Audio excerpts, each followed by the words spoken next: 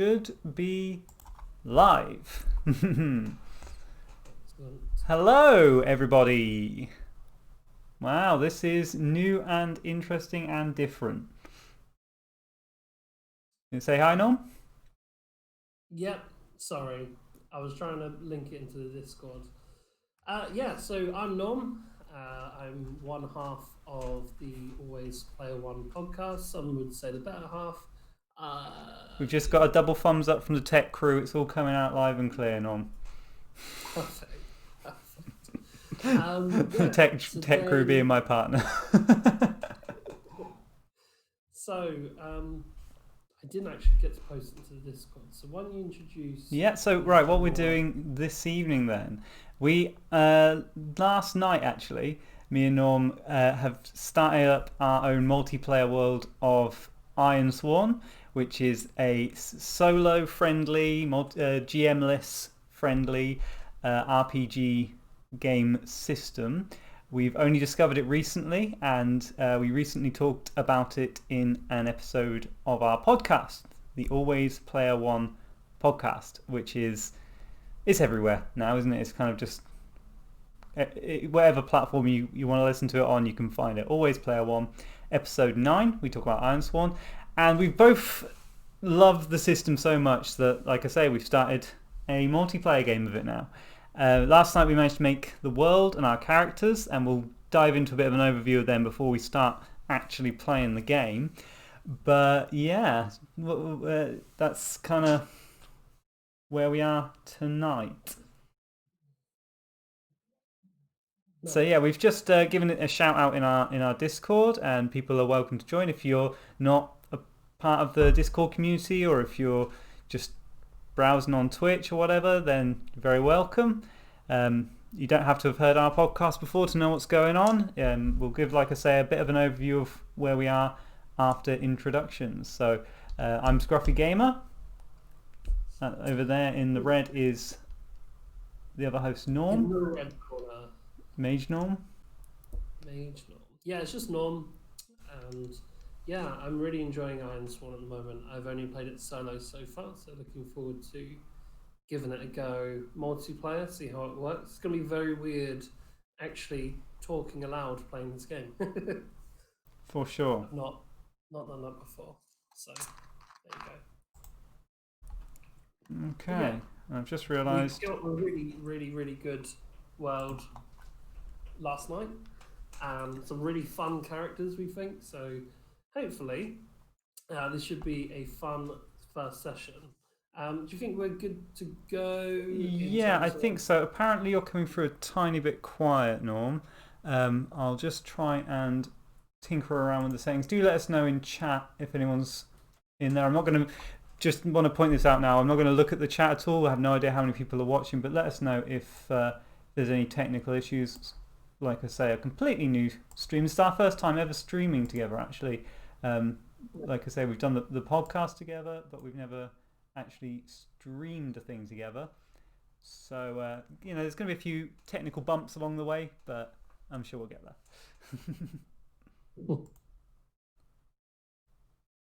Okay, just modified it now, and we'll keep adjusting that as we go. How am I coming through at the moment? Is that better for those in chat? Hopefully it is. I'll wait to see if I get a wave from my techie crew in just a moment. But let's dive into talking about our world and our characters for the session today. So the way Ironsworn works is it gives you when you first start, you get to set up the world, and you can choose from several options that it gives you for the various different things, like religion or how much magic there is in the world, even things like how many monsters or horrors there are. And we got a little bit kind of creative with it as we were going, because it does give you that option as well of just making your own stuff up. And so I think we've come up with quite a unique little land. Have you got the master document on Roll20 already? Oh, I should say, by the way, we're using Roll20, and that's the stream you guys can see. If you just go to journal and then you look under handouts, under our truths is the document. Okay. I'll try having a look there now. We're both very unfamiliar with this program, but we'll muddle through as best we can. That's our truth. So this is kind of our scatterstorm session. We didn't actually intend to stream or anything with this, but we were having so much fun with it last night, and Norm kind of threw it out there in the Discord, and people said they might be interested in watching us play. So why not? So the world. So starting with the world, I guess you would say that the first idea we had, or the first building block of the world, was that we wanted it to be Game of Thrones-esque, not in tone, but we wanted there to be multiple houses, multiple banners, different territories. And that was the kind of first building block, wasn't it, Scruffy? Yeah, that's right. So I'm just changing the title of the stream. It was still saying test. It was kind of, you guys have joined us for the sort of warm opening, Yeah. So that was the first building block. But the first question the game asks you is, why did you settle in the Ironlands? Because you tend to play settlers, people who've moved on to this new land within a couple of generations. So Scruffy and I were thinking, and we were looking at the options the game lays out, and we said, well, why don't we play it as if our original land had run out or run dry of natural resources? So we wanted to go to somewhere better off. So that was the next building block. Yeah, I mean that's kind of based off the one of the suggestions. A lot of the stuff in this R Truth document is going to be literally copy and pasted from the rulebook. It gives you, like I say, 3 kind of paragraph options, and then a starter quest suggestion for how to get started in the game, which you can ignore or take or merge together, whatever you want to do with it. And so we've taken here I think it was maybe the first option, that the old world was a harsh land, ravaged for its minimal resources. The first settlers knew it could no longer sustain us, so we set sail for the Ironlands. And that's copy and pasted, I think, from the thing. Some of the other ones will have embellished later on, like I say, and that's where all the spelling mistakes and typos come in. Yeah. So yeah, then we thought, okay, well, if we're moving to this land, who is already here, if anyone? And in the game, they call these people the firstborn. Now, in some games, they might not be there anymore, but in our games, we thought wouldn't it be interesting if they were still a very prevalent force within the Ironlands, and wouldn't it be more interesting if they were the ones with the noble houses and they already had this kind of political landscape already set up? Yeah, I mean, coming into this, I was very keen. I said straight away, wouldn't it be great if we could play with like a Game of Thrones-esque world of houses, with each with their own banner and house words, and Norm said, yeah, that's a pretty good idea, and then decided actually we'll make it the firstborn that have those houses, the people that were here before the Ironlanders came over, and the firstborn tend to be your elves, the Varu, which are kind of dog people, and all sorts of other magical, human-esque.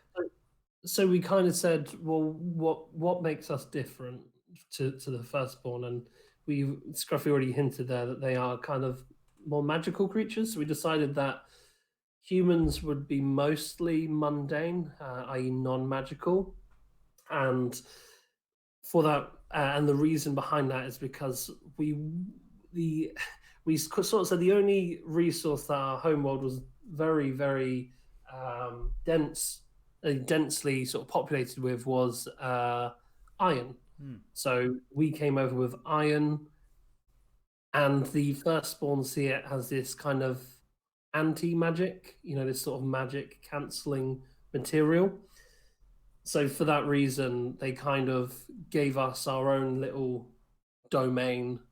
We have our own flag, which wasn't it a grey iron ship on a black sea, or on a black banner.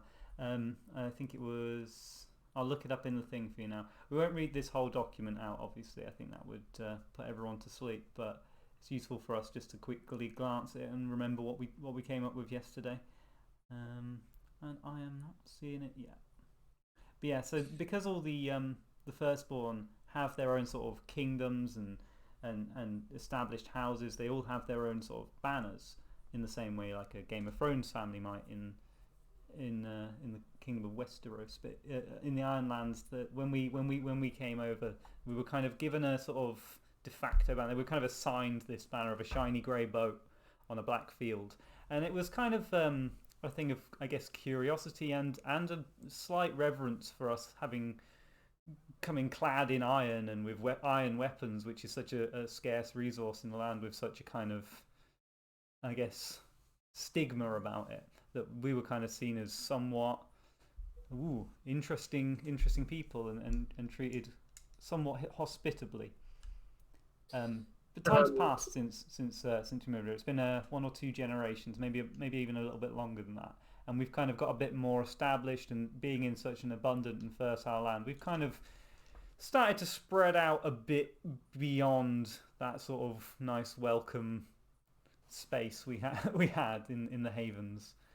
Do we have a map on here? I'll see if I can just copy the map into here. Whilst Scruffy is looking for a map, I'll say a little bit about how our area, our havens, is set up. So we also, in the old world, we had our own noble houses, but the settlers are obviously a lot fewer in number. So here's the rule book. Going into this bigger kind of world with pre-existing political climate, the noble houses for the Ironlanders sort of came together and made a council. Now, at first, they acted entirely for the benefit of their people, but now that we are settled, we're starting to find that those houses are potentially trying to be manipulated, and the political landscape within the Iron Lands, within our own settlement, is a little bit more fragile. You know, some noble houses think that they might be better off if they split up the union, kind of thing. That's the sort of landscape we're looking at. So we are largely non-magical. Those that live towards the borders of our settlement, we are starting to find that they have magical sort of talents, but it's very much a closely guarded secret that humans... and everyone who's developed them was kind of born in the Ironlands, if that makes sense. Yeah, we want we like the idea of the land itself being rich in magic, and we kind of stand out as a like a sore farm clad in anti-magic iron and in our own little world. But the longer we settle, the more cases of magical humans started to appear. Yeah, it's kind of a closely guarded secret, isn't it? That obviously people in the know will know about, and the more sort of powerful firstborn.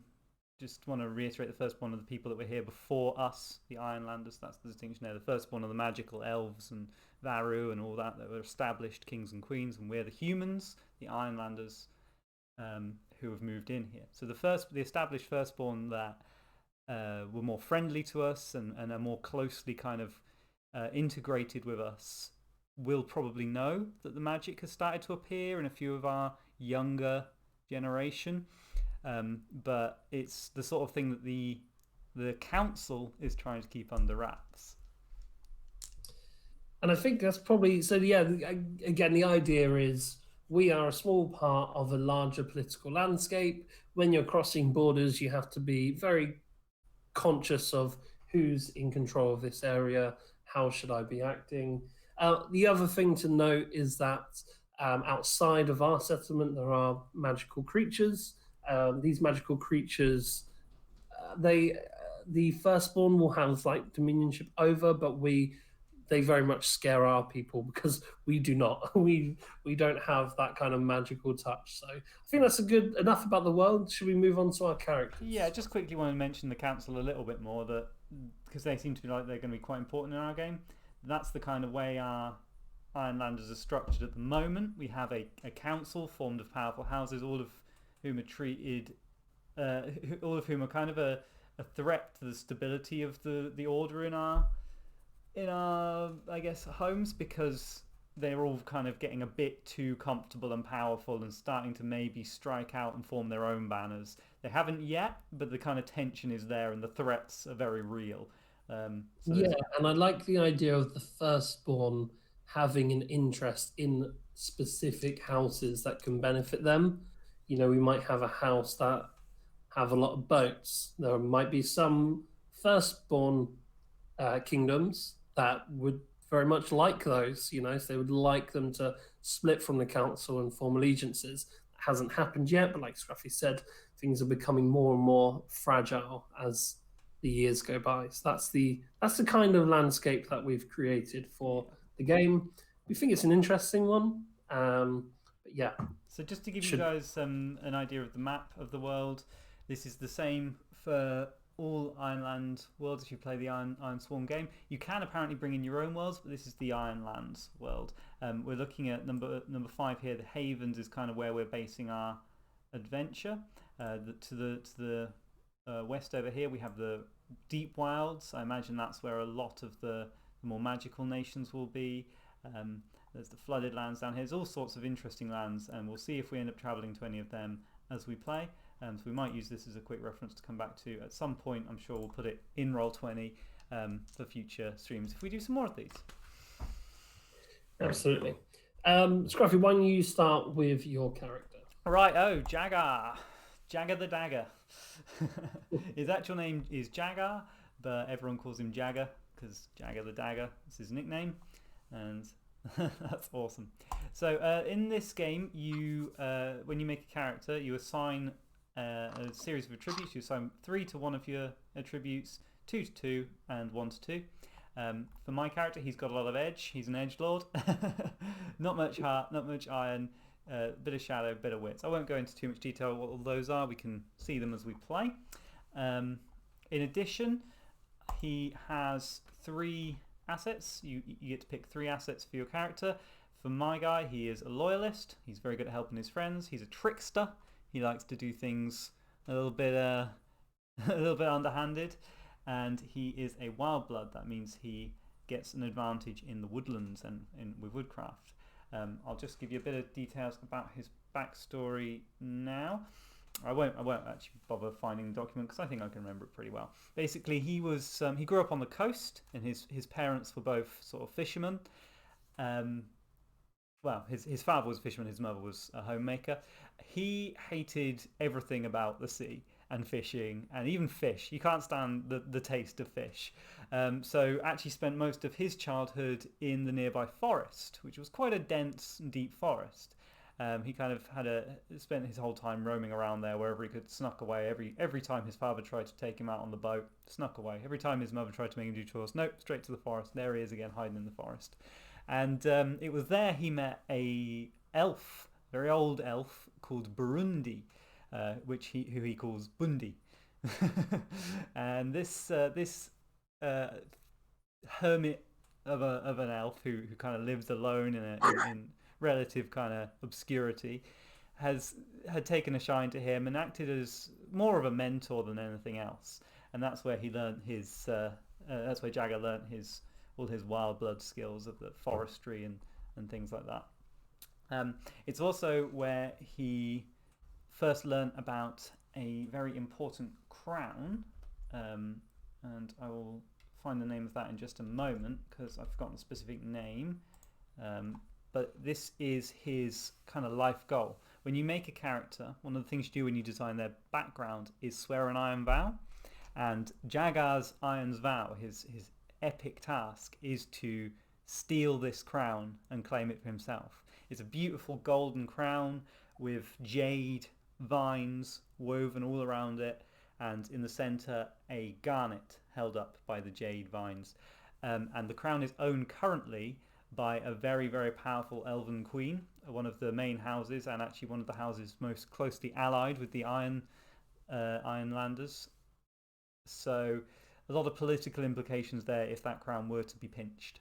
So it's an epic task.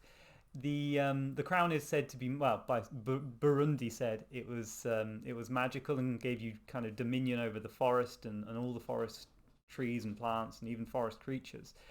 It's said to be an ancient magical artifact, and so obviously Jagger wants it. It's to him kind of the idea of the ultimate treasure in the world. He's heard so many stories from Burundi, who it turns out as well, according to Burundi anyway, I don't know if it's true, he says he's the rightful king and that he was taken away from that and forced out to live in obscurity by politics. So whether that's true or not, I mean, I think Jagar believes it, and I think part of why he wants to get the crown so much is he's not quite sure whether he wants to just take it for himself and for the sense of achievement, or whether he wants to give it to his former mentor. He certainly wants to show him when he gets it.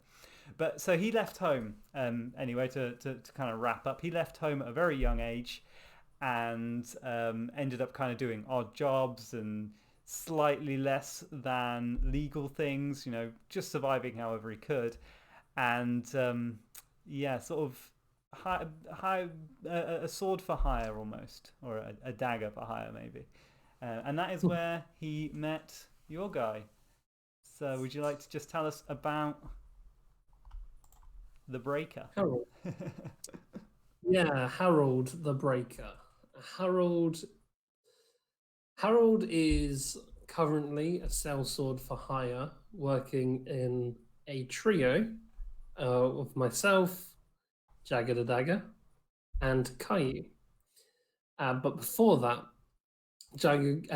Harold grew up in a military family, so he was often moved wherever his father was stationed.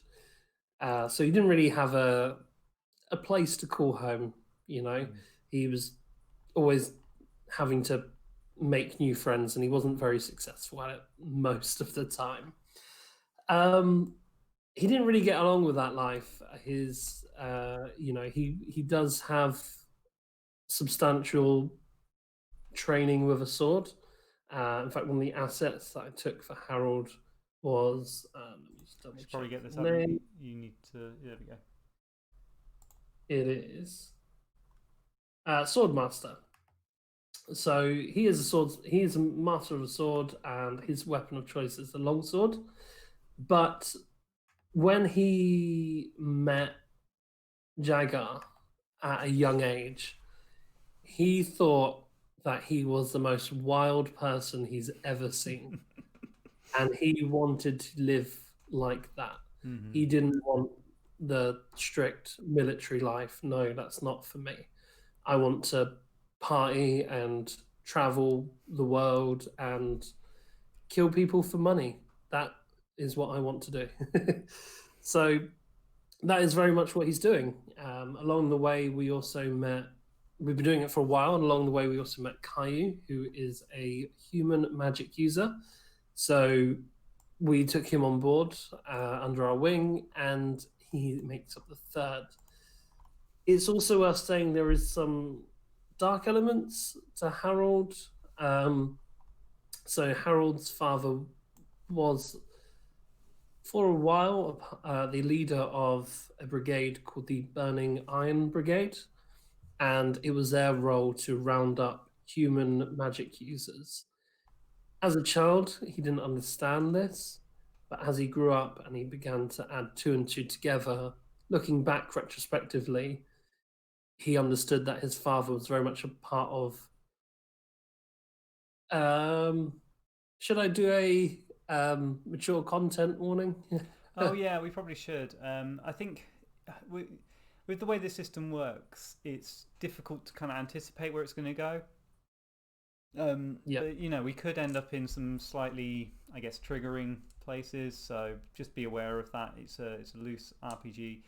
And there might be, death and even nastier stuff like, for example, what you're about to mention. So quick apologies if you don't want to hear nasty stuff. Then you can switch off the stream now. But yeah, his father was part of the Burning Iron Brigade. They would round up magic users and they would try to perform experiments on them, but it was just torture. So, uh, it's terrible. And in fact, my lifetime iron vow is to kill every member of the Burning Iron Brigade. This means also his father. So that's interesting. He's not a particularly vengeful person in general, which I know doesn't. That kind of sounds like a bit contradictory, a bit a bit opposite to what I just mentioned. But he's not a horrible person. He's not a vindictive person, but he knows that he's in a position that he knows something that not a lot of people know about, and if he doesn't do something about it, no one will. So it's not a sense of vengeance; it's more a sense of justice and doing what is right, doing what He's he got a believes moral is right. code, yeah. Yeah, absolutely. Bit of a twisted moral code, a bit of like a Nazi hunter is what I like. I see that element of his personality. But that's not, what motivates him on a day-to-day basis. It is more of a case of if he hears information about where they are, he'll head over and make them pay. Yeah. That's generally how that works for him. So that's Harold. He is a person who wants to party. He's a person who wants to live the life that his father never gave him. And he has this dark element that keeps him up at night, but tries to not let it get him down. And he hopes that one day he can avenge those who were treated so poorly. It's also one of the reasons I think he is so attached to Caillou. And the reason why he liked him so quickly, being a magic user. And I think that should bring us into our inciting incident. Yeah, so just quickly, do you think, for my background, Val, the Crown of Helior it's called, do you think that's an extreme or an epic task? How would you rate I think it's epic, 100%. Yeah, I thought so too. But when you said that yours was extreme, I was kind of like, oh, okay. But is it that hard, much harder than killing a company? Yeah, I suppose it is. I mean, these guys are now like either retired or like what? Okay, yes, mine is difficult, but once I know where one of them are, the individual act of killing one of them isn't as hard as the individual act of stealing a crown from a queen. If that makes sense, Yeah, that's kind I of think why I the thought level of was level extreme. of kind of power is the hierarchy there. Your guys are on a much lower sort of Yeah, so than the it Queen might of the even Elves. mine might even take longer, but the individual act of making progress on this isn't as challenging. Does that make sense? Yeah. Cool. That's why it's like Okay, so the way the game works from now, and that's the world and the characters and all the background stuff. What we're going to be doing now to start the game and kick it off is our inciting incident. We already got a kind of vague idea of where we want to end up with this, the sort of vow we want to kind of swear, but we haven't sworn it yet within the narrative. So nope. what's going to happen is the kind of setting the scene thing is that we will be, I don't know where we're going to be, maybe in like a tavern or somewhere, I don't know. We're going to meet up with each other. We haven't seen Caillou, our third comrade. We haven't seen him in a month. And I guess we're both a bit kind of concerned about where he could be. Has he been picked up by some magic hunters and rounded up? Like we said in the intro, the council are kind of trying to keep the fact that humans can use magic very under wraps, and there's kind of rumors and various different covert and overt tactics they've been using to kind of get a hold of magic users and transport them to a place called the Academy. That's what's known, but nobody knows anything about it, and we'll have to find out if Caillou is in the same boat. I genuinely don't. He could just have gotten lost. We don't know where he is. Another reason we chose to play sellswords as well, it's worth pointing out, is we're quite in the fiction anyway. We'll see what happens in the actual game. But in the fiction, we have a good reputation, and that has travelled to the council. So we tend to do some of their dirty jobs that they can't get involved in. we thought that would be an interesting way to be involved in the political landscape, Yeah. but not have the responsibility of having boring meetings and horrible downtime by actually being an active member of the council, if that makes sense. Mm-hmm. So that's probably worth saying. It's why we know about things like the academy and stuff like that, because we've done jobs adjacent to those things before. Awesome.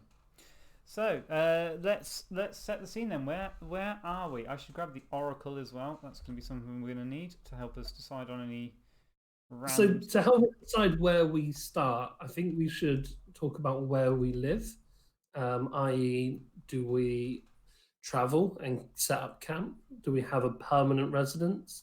Do we share an accommodation? Where do we live? Good question. I don't think we live together, because if we live together, we'd live with Kai, and we, are very I mean, I guess we're not going to spend all time together, but we're very likely to have mentioned something about this sooner. I feel like we meet up for jobs and sometimes socially. Probably us two more often socially than Kai, but I think, yeah, definitely we probably live separately. So it might then make sense for the first meet to be at a job interview or a job offer. Yeah, we could do, absolutely. That would also give us. Oh, how about if we do it as though we've just finished a job, and that Kai was meant to be involved, but he didn't show. Yes, that's really. That is really good. And so we're kind of just debriefing after the job. So let's say it was just another run of the mill debt collection job. It was fairly clean. We didn't need Kai this time, other than to maybe rein us in a bit, but. Okay, so it's a fairly standard, nasty job, but standard for us. So I imagine that we're sat at the inn, getting a round of drinks in with our pay. We've just finished washing our hands and getting the blood out. God, just Okay. So yeah, I'd sit down, have my pint of dark ale in hand, and I go, here's to a successful day, another day at the office. And all the hard work Kai put in, eh? Cheers. Yeah. Cheers indeed. I think I think Jagger will be probably just necking shots, spirits, whatever. Really are a wild. Because he doesn't give a fuck. So I sip my bitter and I plonk it down and go, yeah, I was wondering where he's been. It's not like him. When was the last time you've seen him? I think it's probably been the job. Well over a month ago now. So you haven't seen him since the previous job? No. Have you? No, because I assumed. I assume you guys hang out. You're more chummy than we are. Have you guys been dating?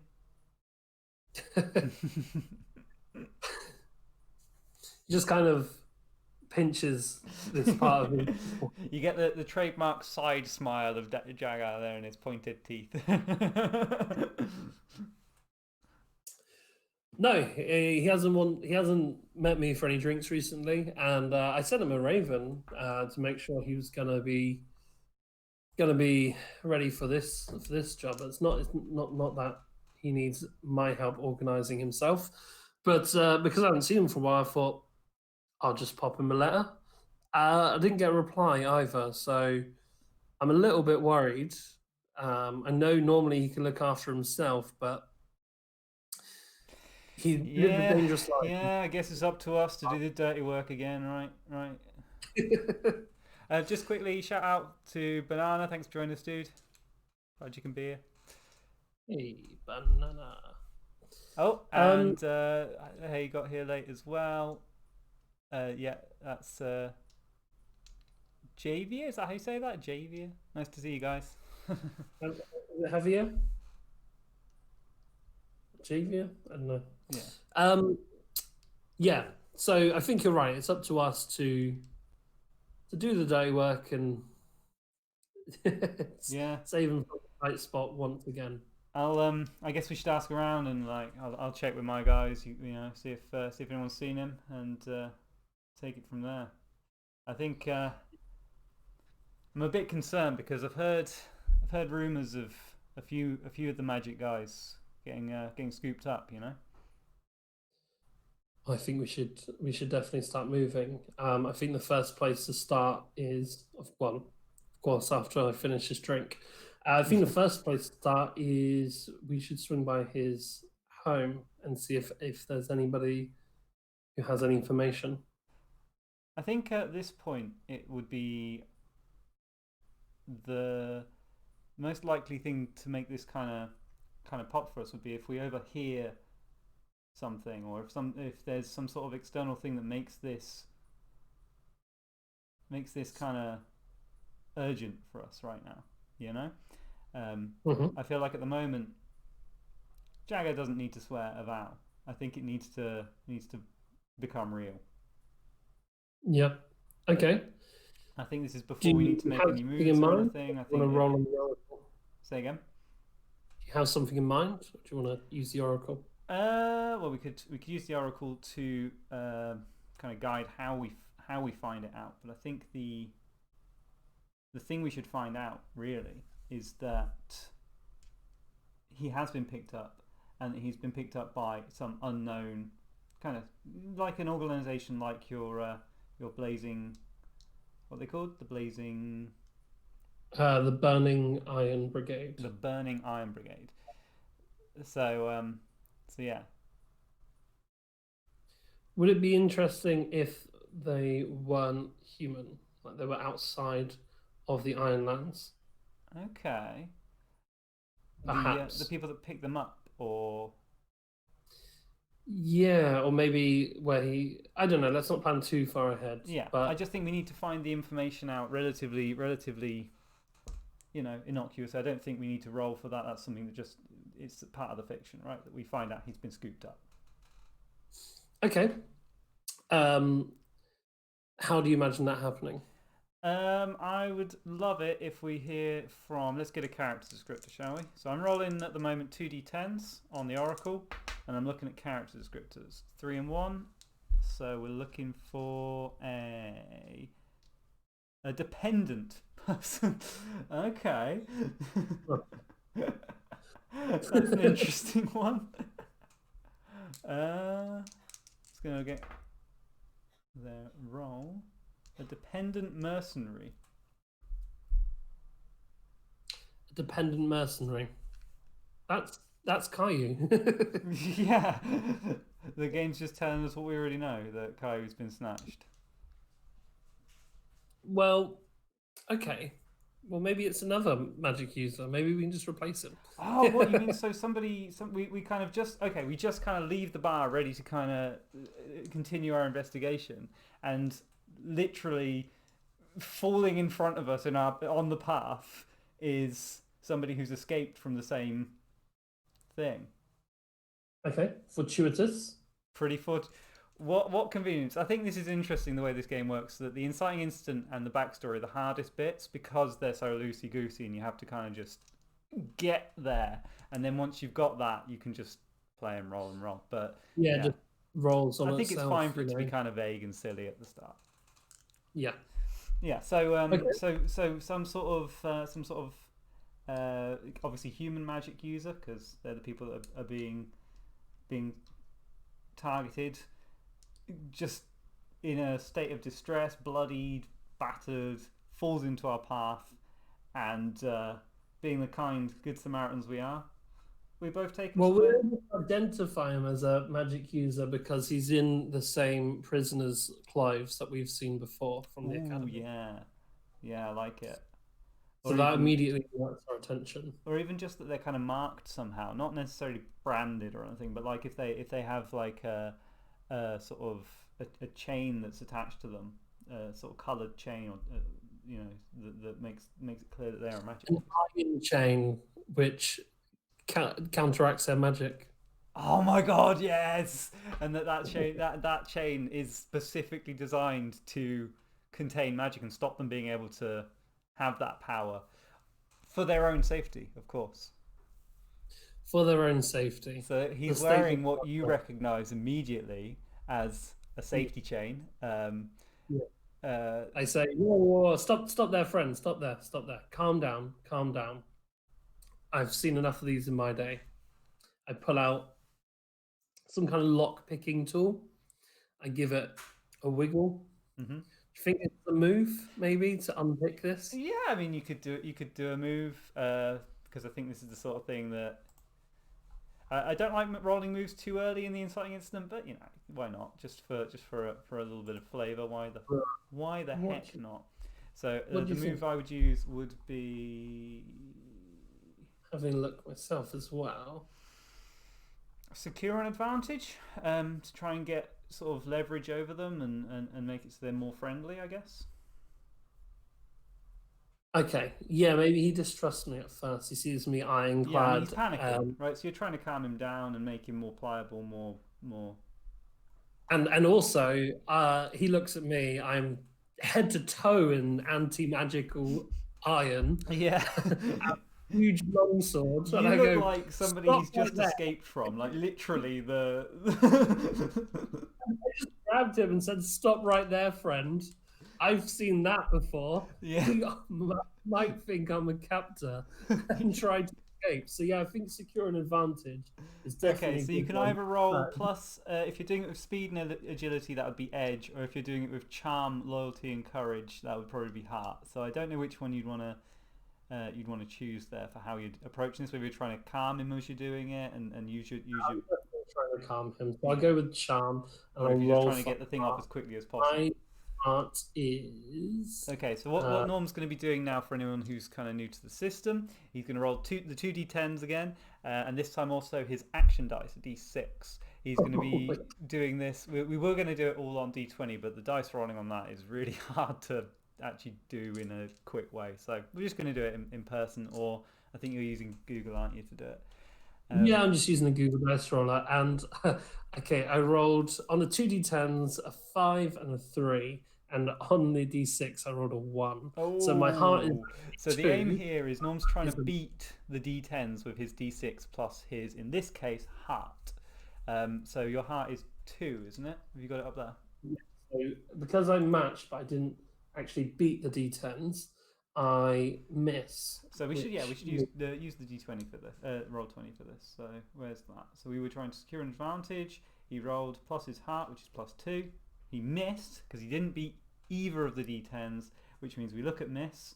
On a miss, you fail or your assumptions betray you, pay the price. Now, whenever this game says pay the price, we can kind of invent what would make the most sense within the narrative, or if we're stuck, or if we just want it to be random, there is a pay the price move.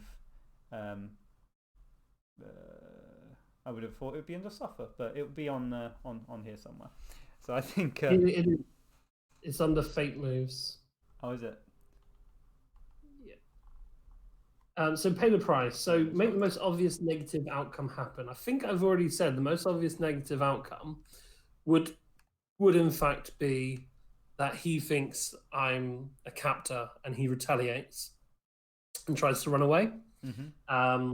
So I think seeing this, I mean, seeing the whole thing unfold, just the second that your character was ready to do it, I saw the panic in his eyes, and I've kind of positioned myself ready to intercept him as he runs away.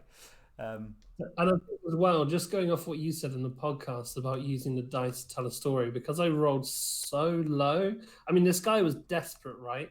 He wanted to believe that we were his friends, but I just when I said stop there, friend, it came across as Stop there, friend! And I think the slight intoxication as well meant you put your hand on his shoulder. What was meant to be a gentle sort of guiding touch ended up being a hit, and sort of he felt like he was getting attacked. Oh, so yeah, I So imagine that he. I think either he tries to flee or he tries to attack you. What do you think? If I were him, I would try to flee. Yeah, me I think too. that makes the most sense. Yeah.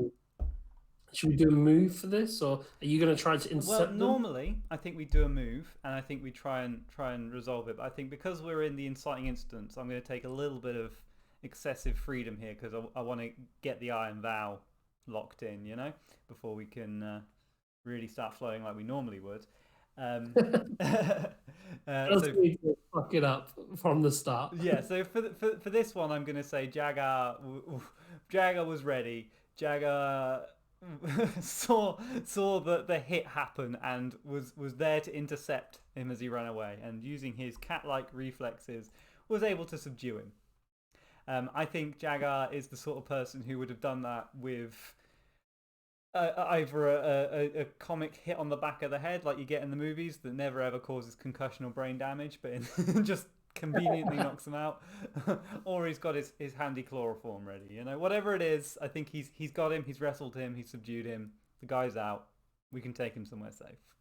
So we are his captors. Yeah, the pay the price that we've had is, instead of just being friends with this guy, we are now, I guess, criminally abducting him and having to hold him against his will.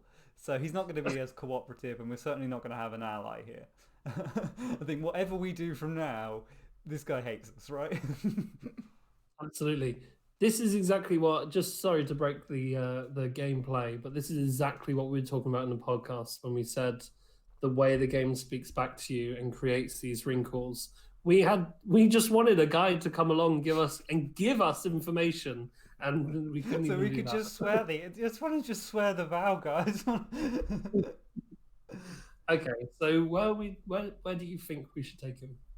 Okay, so we've got a place for this. We got the hideout, right?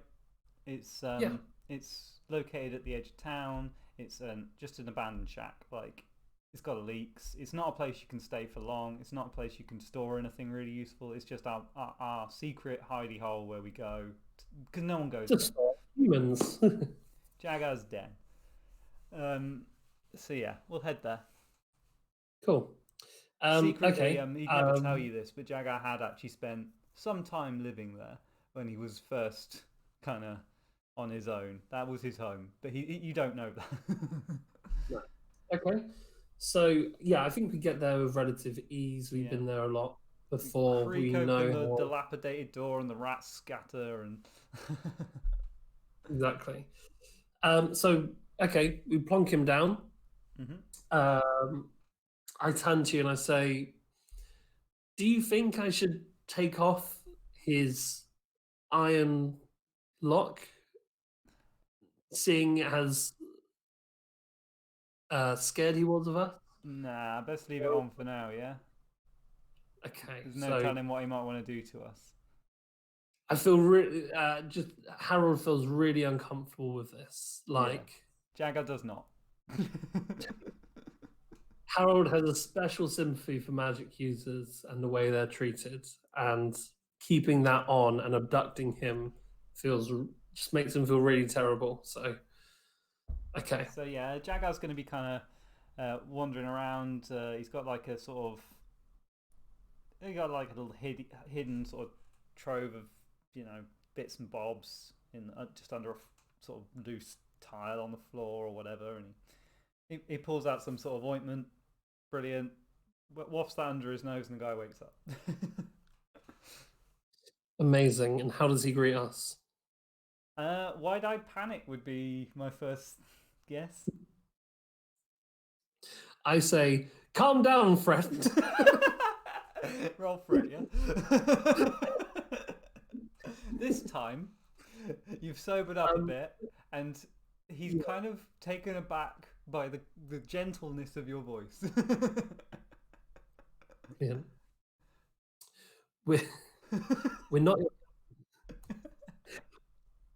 Oh, so it doesn't we're not your hurt that you've taken off your armor.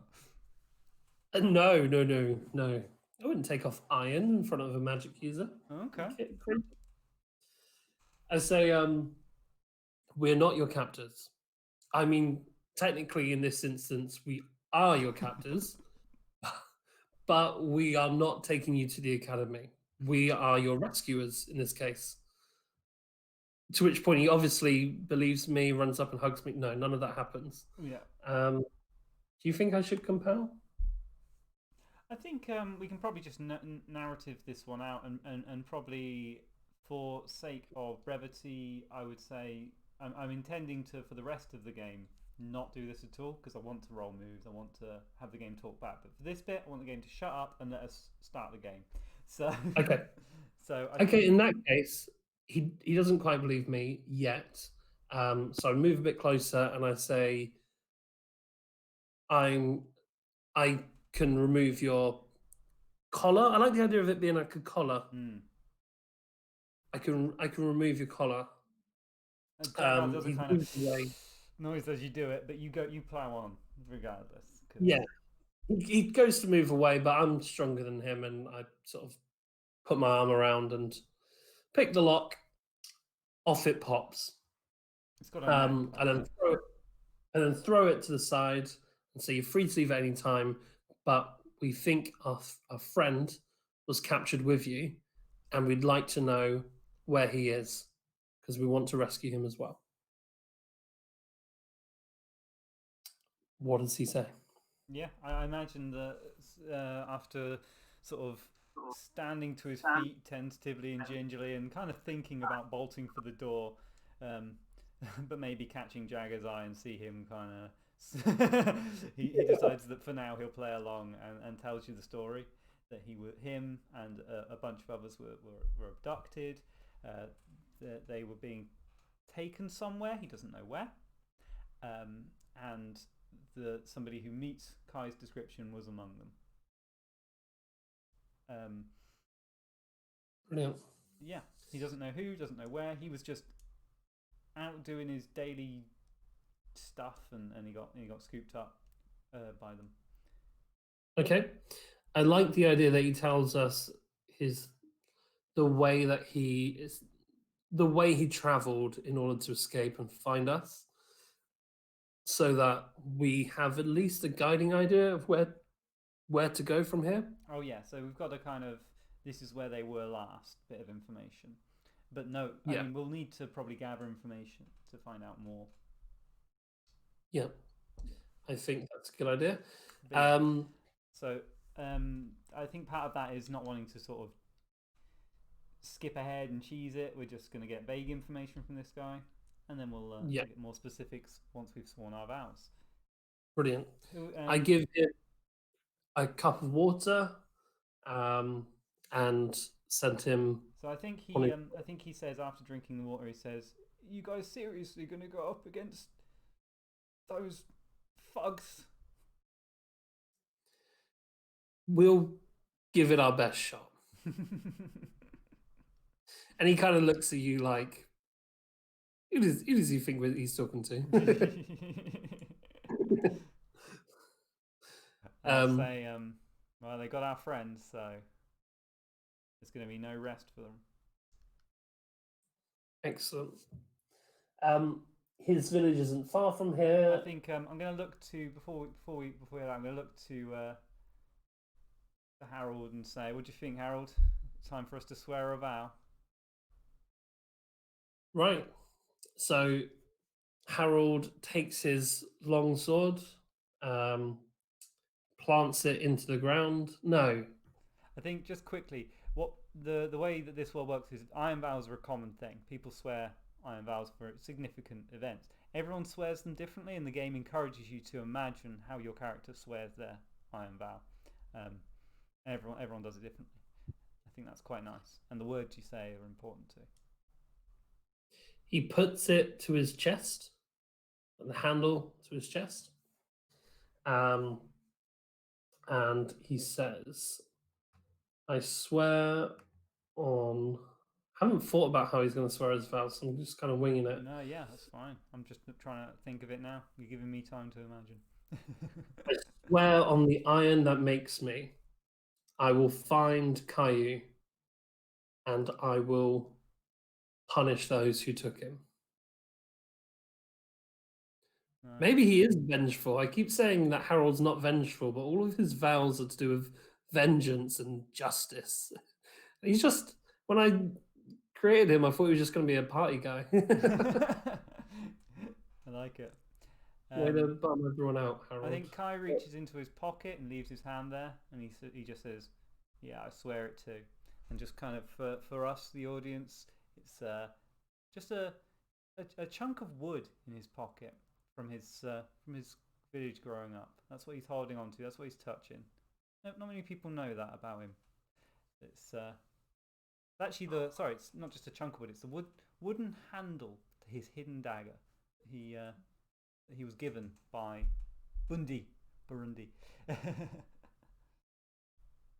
His mentor. So I just rolled for it. So it says when you swear upon we do the move, don't we? I forgot. Yeah. Roll plus heart. I rolled a critical failure.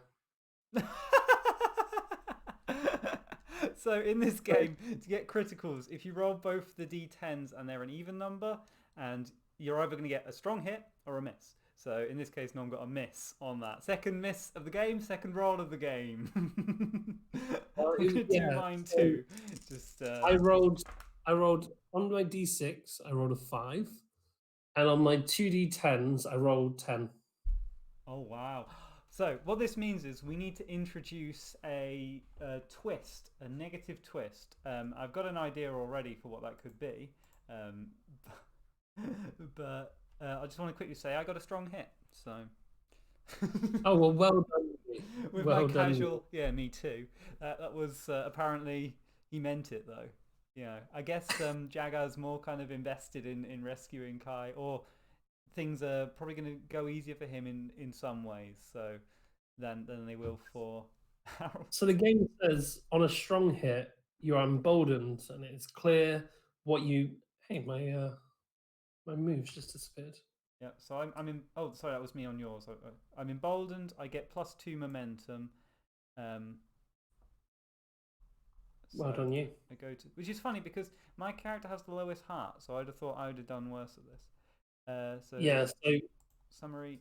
On a miss, you face a significant obstacle before you begin your quest. Envision what stands in your way, which we'll do in a second, and suffer -2 momentum. So I now have 0 momentum, having done nothing in the game, which is awesome. I should probably just quickly check, and I'm sorry for all of our watchers that we're not, because neither of us have played multiplayer, and so I just want to check that during the inciting incident you do both roll, because it feels a bit jarring having us both do it. But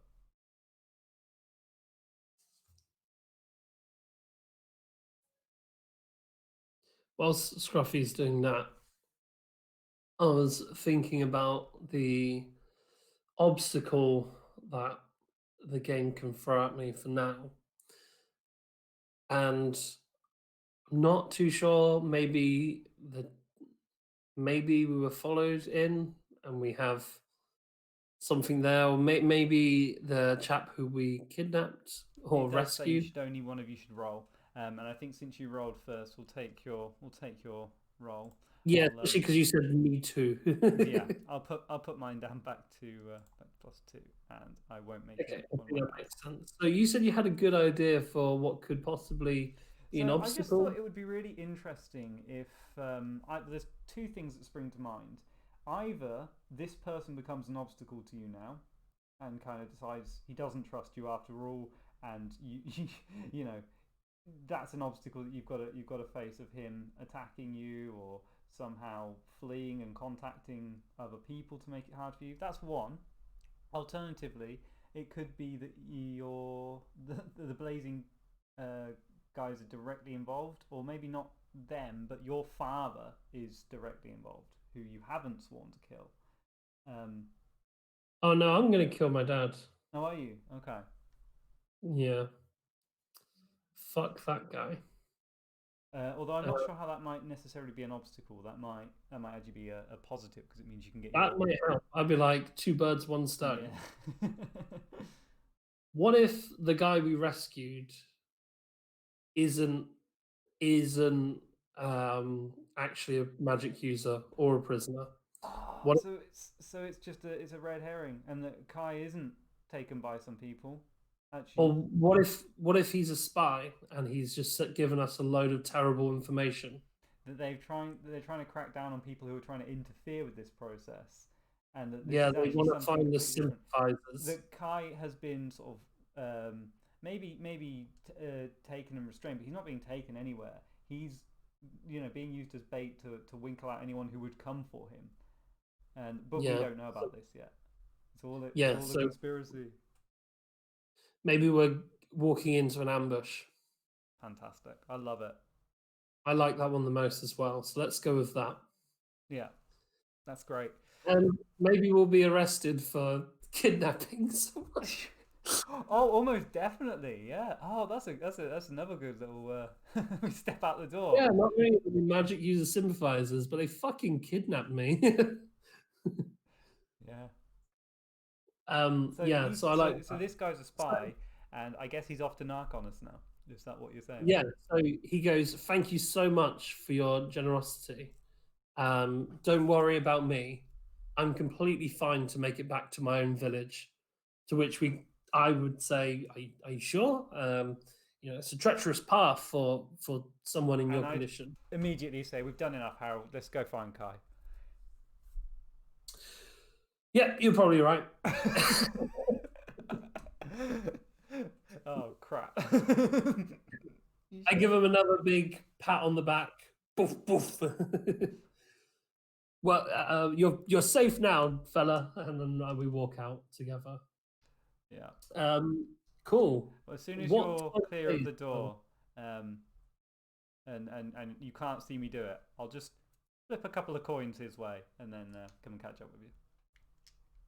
You're such a gent, I aren't you? don't want you to know that I got a soft side, but I got a soft side. Okay, so what time of day is it roughly? What do you think? I was imagining it all as a kind of a drizzly sort of, almost like just getting to the lights fading, sort of evening-y thing, you know? Um, Yeah, yeah, that's how it was in my head. Uh, that's fair. Damp and a bit wet, a little bit blustery now and again. Just mostly just that sort of downpour that makes you a bit depressed. It's not like raining, raining, raining, but it's just like Okay. And for all our non-UK Um, listeners, you have no idea what that weather is like. well, they might do, just not 24/7. Traditional English Uh, weather. I remember one time when I was quite new to board games, I posted on like a Facebook group. It was an international Facebook group, and I said, does anyone have any good recommendations for what to use as a board game bag? And somebody in California said, just carry them. Like, what's your problem? I was like, well, that's all right for some. Yeah, that's it. Just carry them. I'm like, Just carry okay, them. cool. Just turn them into mush. Um, Right, yeah, so that's it. We've finally you've made the vow. Have you set its difficulty? I set the difficulty Oh, so yeah, to find and rescue uh, K. You call him K. yeah, Caillou. I call him Kai, Yeah. which isn't spelled like that, Okay. but that's what he calls him. So we're off. Okay. We're off on our misguided adventure to rescue Caillou. We've just been told by someone who we don't know but is a spy for the Magic Snatchers, that he's been snatched and where to go, where they were last, and we're off What to it go and was. find him. Excellent. So So, I guess the first um, thing we're going to do is a make, gather information roll. What do you think? well, we've got the information of where they were last. I think we should head there with the intention to gather information. Okay, how far away would you say it is? Is it just down the street, or is it sort of a little ways out of town, and maybe a bit of a? It's not far, but it's a bit of a journey. They would have gone off the beaten path, I would imagine, or at least to be believable, it would be a little bit off the beaten path. So I Right. would. So I'm going to set up Make, here in our progress trackers that we're going to be undertaking a journey. What we do now is we decide. I imagine it's probably troublesome. It's not like far away from civilization. It's not like going across the mountains or anything. It's just a little trek. So I'll put trek to the last known location. Right. and yeah, I'm just wondering if one of my assets would help with this as well. Yeah, Should we ask the oracle for what sort of terrain it is, like whether it's mountains, forest, what? yeah, sure. I think it's nice to get that kind of random element there that and it's nice to flesh it out a bit because otherwise, we don't know if our stuff's relevant. If it's a forest, that's great for me, but I don't want to say it's a forest. I want it to tell me if it's a forest, and it probably won't be. That would just be too fortuitous. So obviously we're in the Havens. If we look for yeah, we'll do the location oracle. So I'm rolling 2d10s on the oracle again. 47 is a glade. There we go. A glade. Nice. So it's a well-known glade in the area. Oh, so perhaps it's kind of located towards the deep forest. If I just pull up the map again, the deep wilds. So perhaps we're kind of, I'm imagining us being sort of towards the lower end of the Havens down here. So perhaps we're sort of approaching the sort of the borders of the magical places. I mean, glade to me sounds magical, right? So if it's quite a magical area, that would be quite nice. And it's just well known by the locals as somewhere that we're not allowed to go because the Firstborn have said it's kind of sacred-esque. It's just a very magical place, and weird stuff happens there. I mean, maybe we're not allowed, but maybe people just avoid it because it's kind of a bit weird. Stuff happens. It gives off strange vibes, and it's at odds with what we know. It's not like just walking into a bit of mundane forest. It feels magical there. It's indescribable to us. Which is foreign for us, and we don't have. In general, the Ironlanders lack a sense of scientific curiosity. They kind of fear the unknown rather than embrace it. And it makes so much sense that the guy would have sent us there because it's, laziness on their part. Once they're going to try and send people there, but they're also hoping that people will just naturally go to that place who are against their cause because they're curious about magic.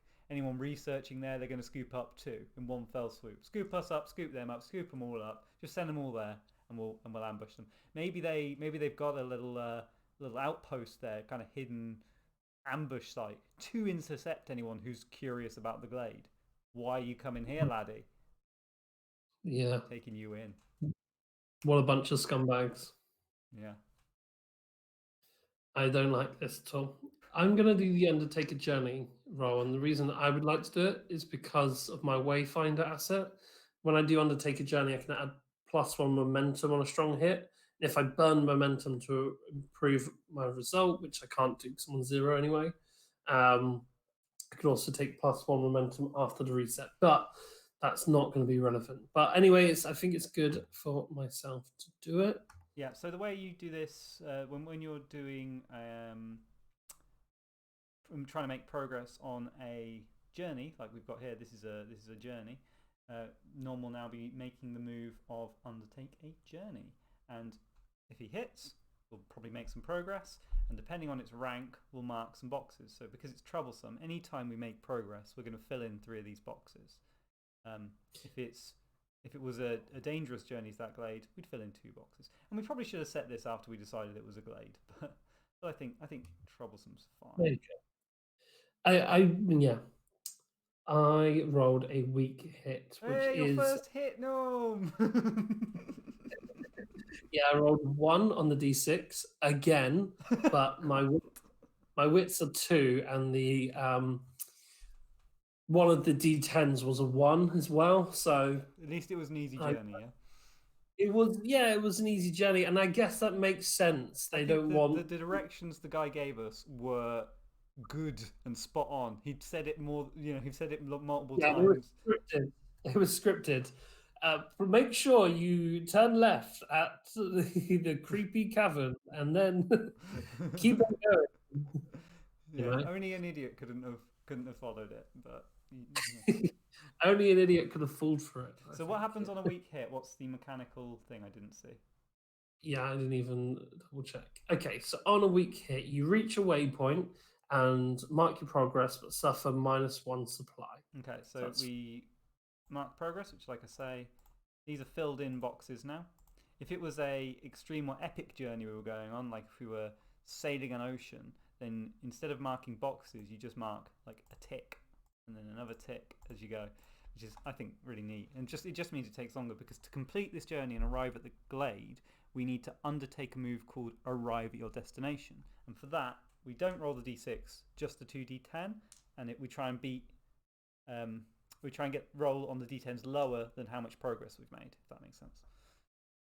So the I. progress is kind of our d6 roll. Okay, so we reach our first waypoint. I think it might be too early to bump into any unfriendlies that are waiting for us at this Definitely. point, Yeah. but maybe we're passing through. I think it's important that when you reach a waypoint, it should start off as neutral. Not like it's not an ambush, it's not an enemy, it's something of interest. And then you can kind of see what happens with that as you go. Um, it might be an obstacle, but I don't think it should be, you know, Yeah. an attack or something. It's not something that you get from paying the price, you know. And Okay. again, we could use the oracle here to decide on the waypoint if you like, or we can if you've got something in I'm mind. kind of drawing a blank. I was imagining maybe like a It'd be nice if rundown. it's something to do with civilization still. That we're still on the edge of town. Um, Perhaps it's a place to do with the settlement, or maybe Like a service station is what I'm imagining. Like a right, like a rundown rest stop, like an inn or service. something. Yeah, you can stop to take a leak. Um, you can purchase some food that you might have forgot but didn't want to turn back for. Hmm. You know, pick up some some stuff, and maybe I gotta go take a leak, and that's why we stop at the way at the this sort of service station. You know, but it's not called a service station. It's called Love it. Travelers Haven. Love it. Is it like almost like a chain of of these things that the firstborn have set up around the human settlements? Yeah, this is like there's like a small inn where you can, if you're making a particularly long journey, you can stop there and refresh yourself or stay overnight. If you can't afford to get all the way into the town, you can stay at this like shithole service station. Um, Nice. yeah, that's what I'm kind of imagining. I imagine the people here are kind of older. They're like more closely related to the first settlers, so they're kind of more. They're even more skeptical of magic than others. Okay, so they are And human then. yeah, that's what I was thinking. Yeah, Is sounds that they great. would be human? We're not quite out of human territory.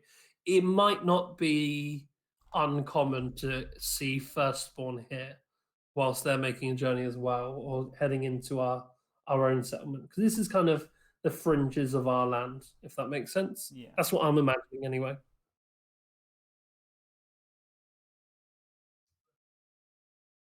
Okay. So we use the same supply. Sorry, I was just spending that time looking up the supply rules. So when you lose supply, I lose supply as well. Awesome. That makes sense. Yeah, obviously.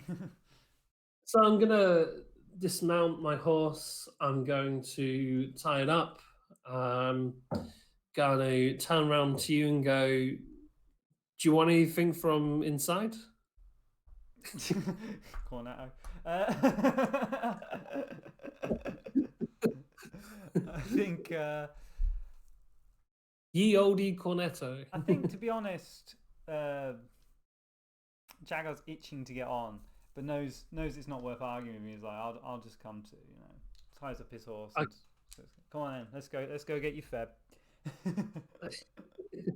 Brill. So I need some food, and I need to use the facilities. So we go to the inn marked Traveller's Haven. I think I'm going to be tending to the horses whilst you're kind of away doing that stuff. Make sure they're fed and watered.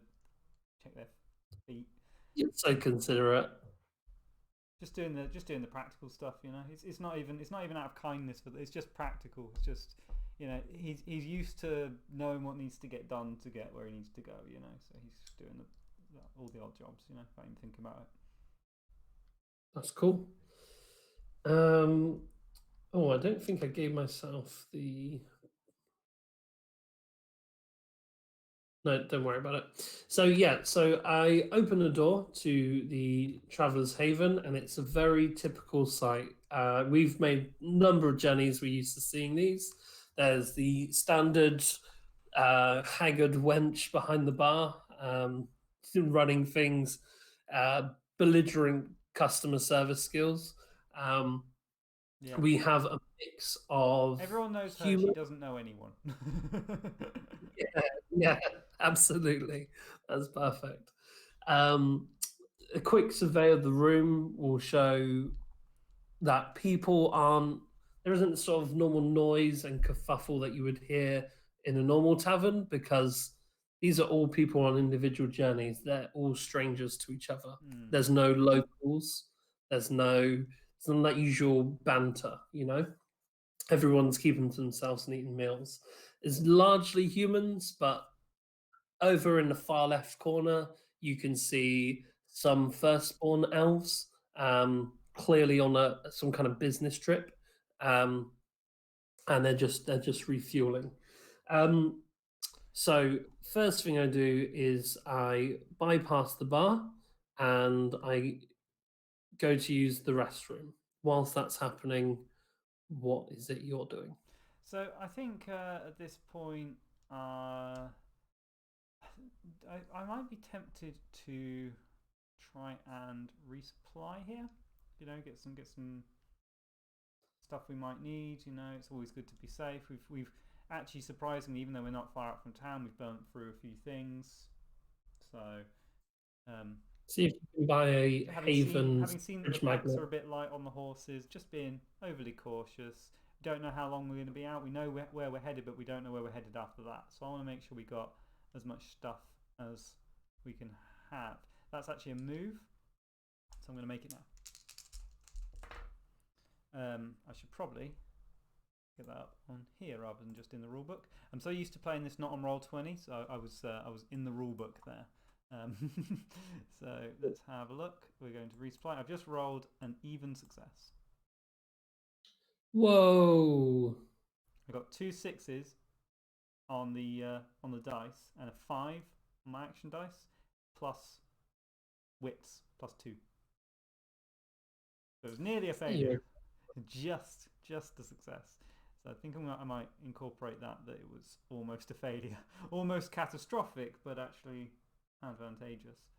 I'm not quite sure how, but for now, let's just head to resupply. It's interesting with evens; it can usually be unrelated to what you're doing, or you can make it related. When you hunt, forage, or scavenge, well, here we're more sort of stocking up trading, right? Was resupply the right thing to roll, do you think, or should it have been? I think resupply is fine. Yeah. I think resupply is fine, especially if maybe you weren't trading, maybe you were looking for deliveries that haven't been put away yet. Oh, I hadn't thought of that. Yeah, that is probably more like Jagar, isn't it? Like, rather than paying for anything, he just wants to pinch a few useful resources. Yeah, definitely. So he's kind of gone round back of the traders. What did you call them? The Traveller's Haven. I'm around the back of the Traveller's Haven, and luckily, very luckily, there was a few open crates. So I've just been sort of rummaging through, grabbing the stuff. We can take +2 supplies. That's the mechanical thing of getting a strong hit. Brello, I'll put yours up as well. But then, because I got a strong hit, I think I'm going to have found something very, very useful indeed. It's something. A grappling hook. Sorry? No, I'm just taking a piss. I said a grappling hook. Grappling hook. Yep, perfect. No, I'm thinking it's going to need to be, or unless, perhaps it is something directly related to the guys we're likely to encounter that will give us some sort of advantage over them that I'm not really aware of yet. Perhaps what's better than items a lot of times would be some sort of, like you get kind of badges and things like that for authority. Perhaps some hapless agent has dropped their insignia, which I don't know what it is. You might recognize it at a glance. I don't know what sort of insignia it is. I just see a shiny trinket and pick it up. But it's actually. That might be worth a few quid. Say again? That might be worth a few quid. Yeah, I could sell that. I could definitely flog that. But it's actually an insignia that marks you as a member, very high-ranking member of the magic snatchers we're about to meet. Interesting. So I just pocket that I thought. That's just in there, in amongst the potatoes. That's in amongst the bread. That's. I come back from the bathroom, having no idea this has just happened. Yeah. I walk up to the bar and I go, 2 pints of your finest ale, and I'll have a bowl of whatever that is. And I point over to the chap next to me who seems to be eating this brown sludge, slop. You said have a one bowl, pint of not whatever. two. As I hand over my money, at this point, I think you kind of give me the signal from the corner to maybe we want to get out of here. Come on, time to go. Time to go. I don't But want people to spot that I've just nicked all that bread, so we're like, okay. Spoon to your mouth. As I leave, I say, "You probably, you probably saved me." yeah. So sharp whistle from Jagar calls you over, and we leave that place. I should probably mention for anyone curious about the rules here. Waypoints like we visited now, you can flesh them out like we have and do some rolls and interact with the place. Or according to the rules, you can just say, I see an interesting tree or whatever, and just have them blur together, especially on longer journeys. That might be a way to deal with waypoints. But since we're on quite a short journey, it's nice to flesh them out. I'm sure we'll come across places as we go. And especially I think the game excels best once you've got a decent amount of feedback from it that you can then play off when you're creating fiction later on. So when we have the opportunity to build up our roles and to build up the feedback, I think we should take it for now anyway, because it gives us more to play with,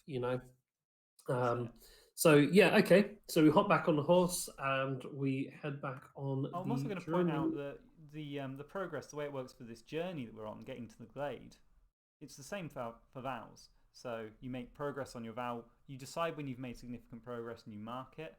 So I'd for example, I don't have a second vow. Norm has both. So if we jump over to that character sheet, so if we make significant progress on finding Caillou, because it's a dangerous one, we'll tick 2 boxes.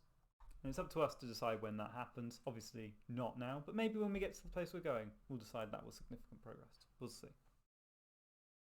We'll certainly see. So let's journey again. Who's taking the lead? You taking the lead again, or I suppose I'll probably be horsed up and ready. So I'll probably. Yeah, I would like to take the lead because if I get a strong hit, I get extra momentum. So I'd like to do that. It's just cheating, but yeah, go ahead. I think your guy is emboldened by having got us to this little rest stop that you definitely knew was here. And Well, he's away. He's away. He's used to traveling around. You know, he Hmm. spent most Well, I of guess his you're life kind of doing it. the de facto pathfinder, and that's kind of we've been around together quite a lot. There's not going to be any arguments there. My guy No. takes care of the horses. Your guy plans the routes. Oh baby, it's another weak hit, but it was nearly a strong hit. Nearly. Nearly. I got a 5 on the 6, and I got 6 and 7. So my total value was 7. So I beat the 6 and I matched the 7, which is a weak hit. So that means Um, that. Oh, is it the same as we had? No. Undertake a it's, journey. yeah, it's exactly the same. We mark our progress, but we suffer -1 supply. Okay, so I'll mark the progress again, and since it's a troublesome journey, that's 3 ticks, 3 boxes filled in. Real. So that means we hit another waypoint. Do you want to take the lead on this waypoint? I would quite like to ask the Oracle for this one, if you're down with that. I think I'm down. the game says to try and avoid asking the Oracle too much, but I really like asking the Oracle because you can ignore it, or you can roll again, or it's just a nice way, I think, to spark your imagination, you know? Like, I wouldn't have thought that we were heading to a glade. That was fun, you know? So let's find out where we end up, and we'll look at locations again. So I rolled a 15, which puts us at a camp. I'm going to give it a bit of a descriptor. It is an occupied camp. That's all we know. It's not abandoned. So we've kind of come off the beaten path. We've come away from the civilization and the villages, and we have reached a big. No, I wouldn't say big. It's just a sort of standard sized camp. It's not a military camp. It's a traders camp. Right? Okay. There's a few sort of sellswords there, kind of escorting and kind of guiding it, but it's kind of a semi-temporary location. These people set up camp here. They sort of interact with the locals, trade back and forth, kind of gather resources from the area, and then they up sticks, move off, and reset their camp to trade somewhere else. And that's where we are now. Kind of a. Are they? So these are humans, I'm assuming. I quite like the idea that they're not humans. Actually, I think in this case they are firstborn, and that's part of why they have a non-permanent base. They don't run things here. They travel all around, trying to make money off the Ironlanders. You know, they try and sell things like magical elixirs and potions and a little bit snake oil, a little bit hyped up, you know. They're con men. They're not. No, I mean the things they do what they say, but never as well as they sell it. Like they've got a bit of a reputation as, oh, you don't want to trust the, let's call them the wizard traders. No, the sage. Let's call them Magic Incorporated. Can't think of a good name. The sages. Oh, help me out, chat.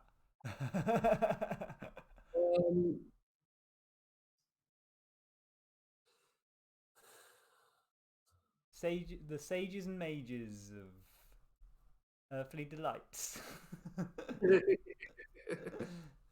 I'm imagining like. I'm just thinking now, Wizarding Wheezes, like the Ron Weasley and not the Fred and George's Wizarding Wheezes. Yeah, okay. They're the they're called pixie dust. Pixie dust. You don't want to trust the pixie dust. The pixie dust traders. That's what they're called. Because that's their signature thing. They sell in tonics and potions from the fairies. Okay. So as we approach the camp, are we greeted or? Yeah, I think there's not many people usually trade at their camps, so I think it's kind of a little bit of some glances. It's not as nice. They're not as warm and welcoming and friendly and showmanshipy when you get near their camps. This is where they kind of live. This isn't where they work. So I don't think Mhm. they're coming out with carts and barrels and saying, "Oh, come and buy our stuff." I think it's more kind of like narrow-eyed sort of Someone's you know sharpening a blade. there's a kind of weighing up. Are these guys people we can sell to? Can we be bothered? I mean, we've just been to town. Like, Just been a busy it's just two day. guys. Are they going to try and steal? Do we need to get? They're not trying to get us to move, are they? That sort of feeling. You get a kind of almost a tense vibe there.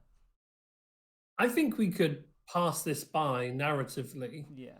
if we just keep our heads down and and don't make eye contact and just keep going. Yeah, You I know, don't think there's any reason for either of us to stop here. I think that the people there are happy to let us move on. They're not interested in us really. They're just we can tell we're not welcome, yeah. so So we there are don't have. kids running around. Are they? I'd say they're probably all. I'd say there's probably a mixture there. Some elves, some Varu. What are the other firstborns in this world? I always forget all the different types of firstborn. Maybe we even spot a giant in amongst there, um, who's kind of just We definitely keep weirdly our doing heads his down own and just thing, just keep sort of moving. chilling out. It's weird to see a giant not either in a massive war fighting thing ready to fight, or being on display by these guys as a performance prop. He's an actor for them. To He's kind of complaining about blisters that he yeah, has he's on like his picking at feet. his feet and Like, whining oh, to a reedy old elf stood next to him, just sort of taking his you'll complaints. be fine. You'll be fine. Yeah, and there are a few Yeah. magical beasts sort of in pens just towards the outskirts of the camp as we move on. Um, a unicorn next to Okay. a tiger. Great. Okay. Let's move on. I'm gonna roll again. Hey, I got a strong hit. I got a strong. Hey, So that's on a good. strong hit, you reach a waypoint. If the waypoint is unknown to you, envision it. Then choose one, or ask the oracle and choose one. Oh, we should have You lost the make supply for good getting use of past the your spot. resources. Mark progress.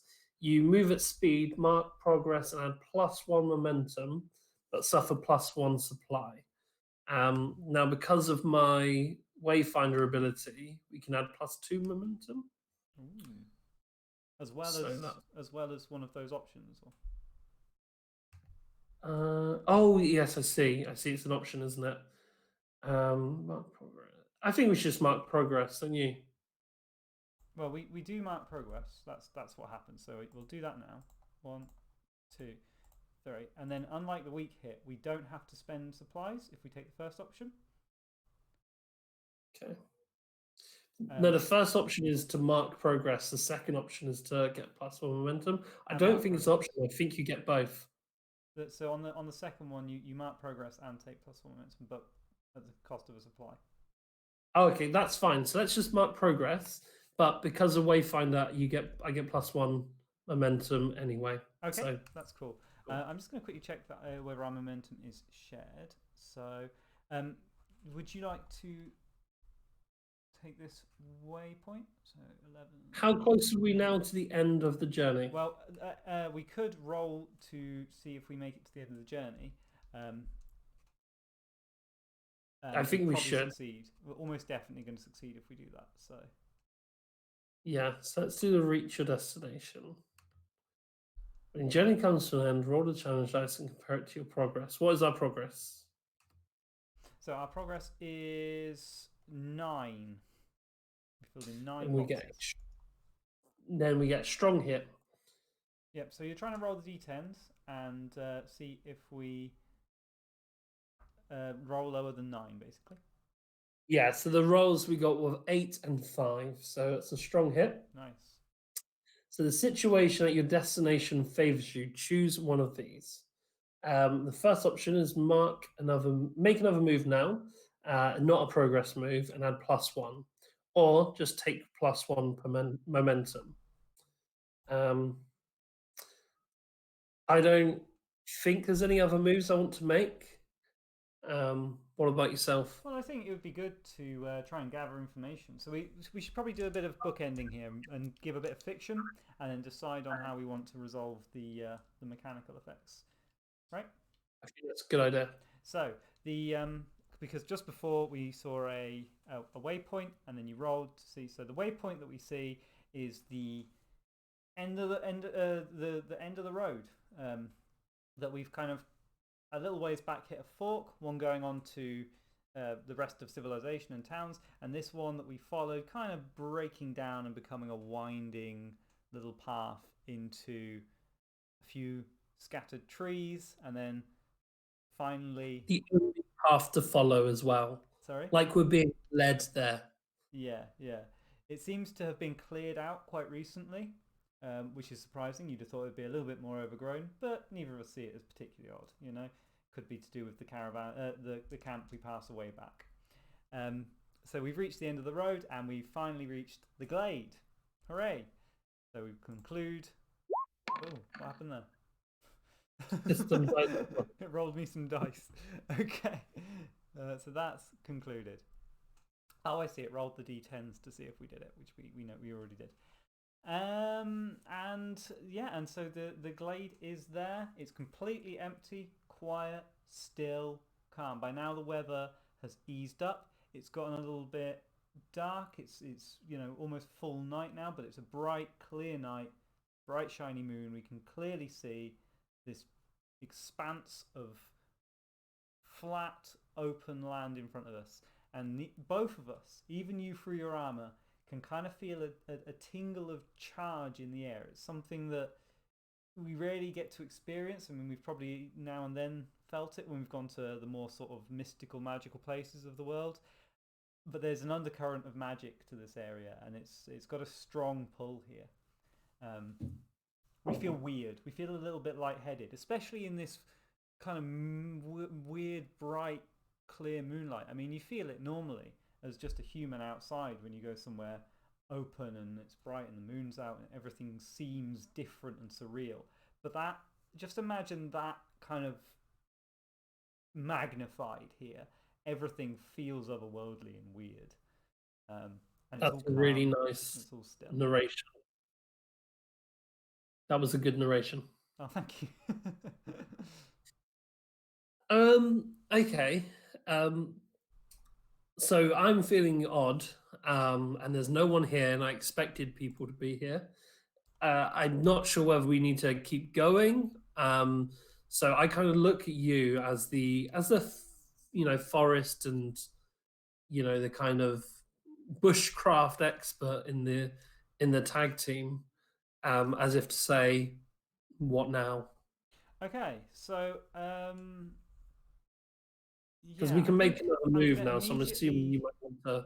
Sorry, I'd like to gather some info or something. So yeah, so I'm going to immediately dismount and hand the reins of my horse to you as a kind of you deal with it sort of thing. yeah, sure.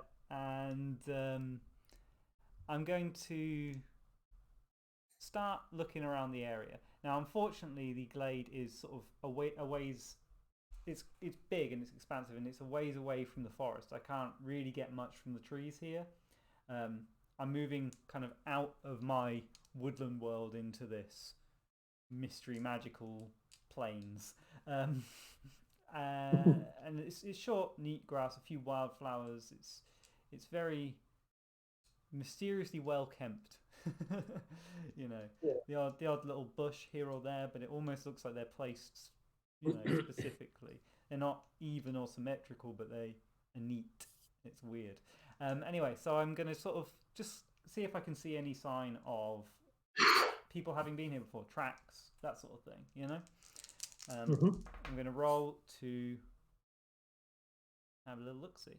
So I roll for gather information, which is plus wits, I believe. Let's have a little look. And, yes, it is. If I was talking to somebody in a community where I have a bond, I get +1, but I'm not. So that's plus my wits. My wits is 2, so I get 2 plus 2, which is 4, and I rolled a 1 and a 7, which means I get a weak hit. So on a weak hit, the information complicates your quests or introduces a new danger. Envision what you discover and take +1 momentum. Oh, we also I should have added +1 to that because of your thing, but it's the same. And take +1 momentum. So I'll take +1 momentum, and I think we can both quite clearly see where this is going to go now, right? Yeah. I mean, the obvious complication is we're sort of ambushed. Yeah, the trap is sprung. So luckily, you've stayed back in the kind of tree line and not been noticed to this point, which is funny because you're usually the guy who gets noticed. But I have very definitely been noticed. And no sooner had I kind of started looking around on the ground and looking in under leaves and just trying to kind of flag my way to figuring out some sort of tracks than a kind of shout raises up, a kind of boyish sort of cheer and jeer all at once from this group of people nearby. They emerge from a kind of side of the forest, almost where we came from, but a little ways off. So it's still from the path, but not the angle, not the vector we came in at. They've kind of obviously moved to a sort of a little dip. Where they wouldn't be spotted, and they are emerging, and they are 6 men, all geared for fighting, all in lots of iron, different various iron weapons with them, all melee weapons. There's no archers there. They've all got swords or swords and shields, morning stars, that sort of thing, and they're emerging like grins on their faces under their sort of plate helms, and they're enjoying themselves. They've been bored and they've got something to do now. I imagine they're kind of I imagine they're kind of yeah, swaggering out towards my character like, well, what are you doing here? Sort of thing. Excellent. Okay, I'm going to hang back for a moment just to see if they're friendly. I've got a very good idea that they're not. But I know you can kind of look after yourself, so I'm going to hang back just for a second.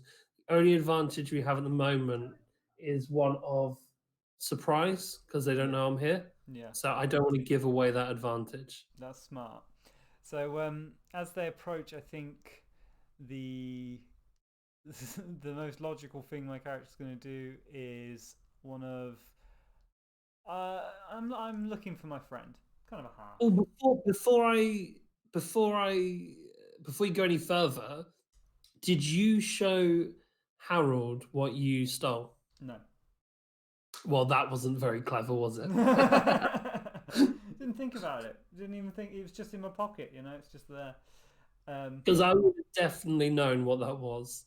Yeah, of course you would have. Of course you would. Oh well.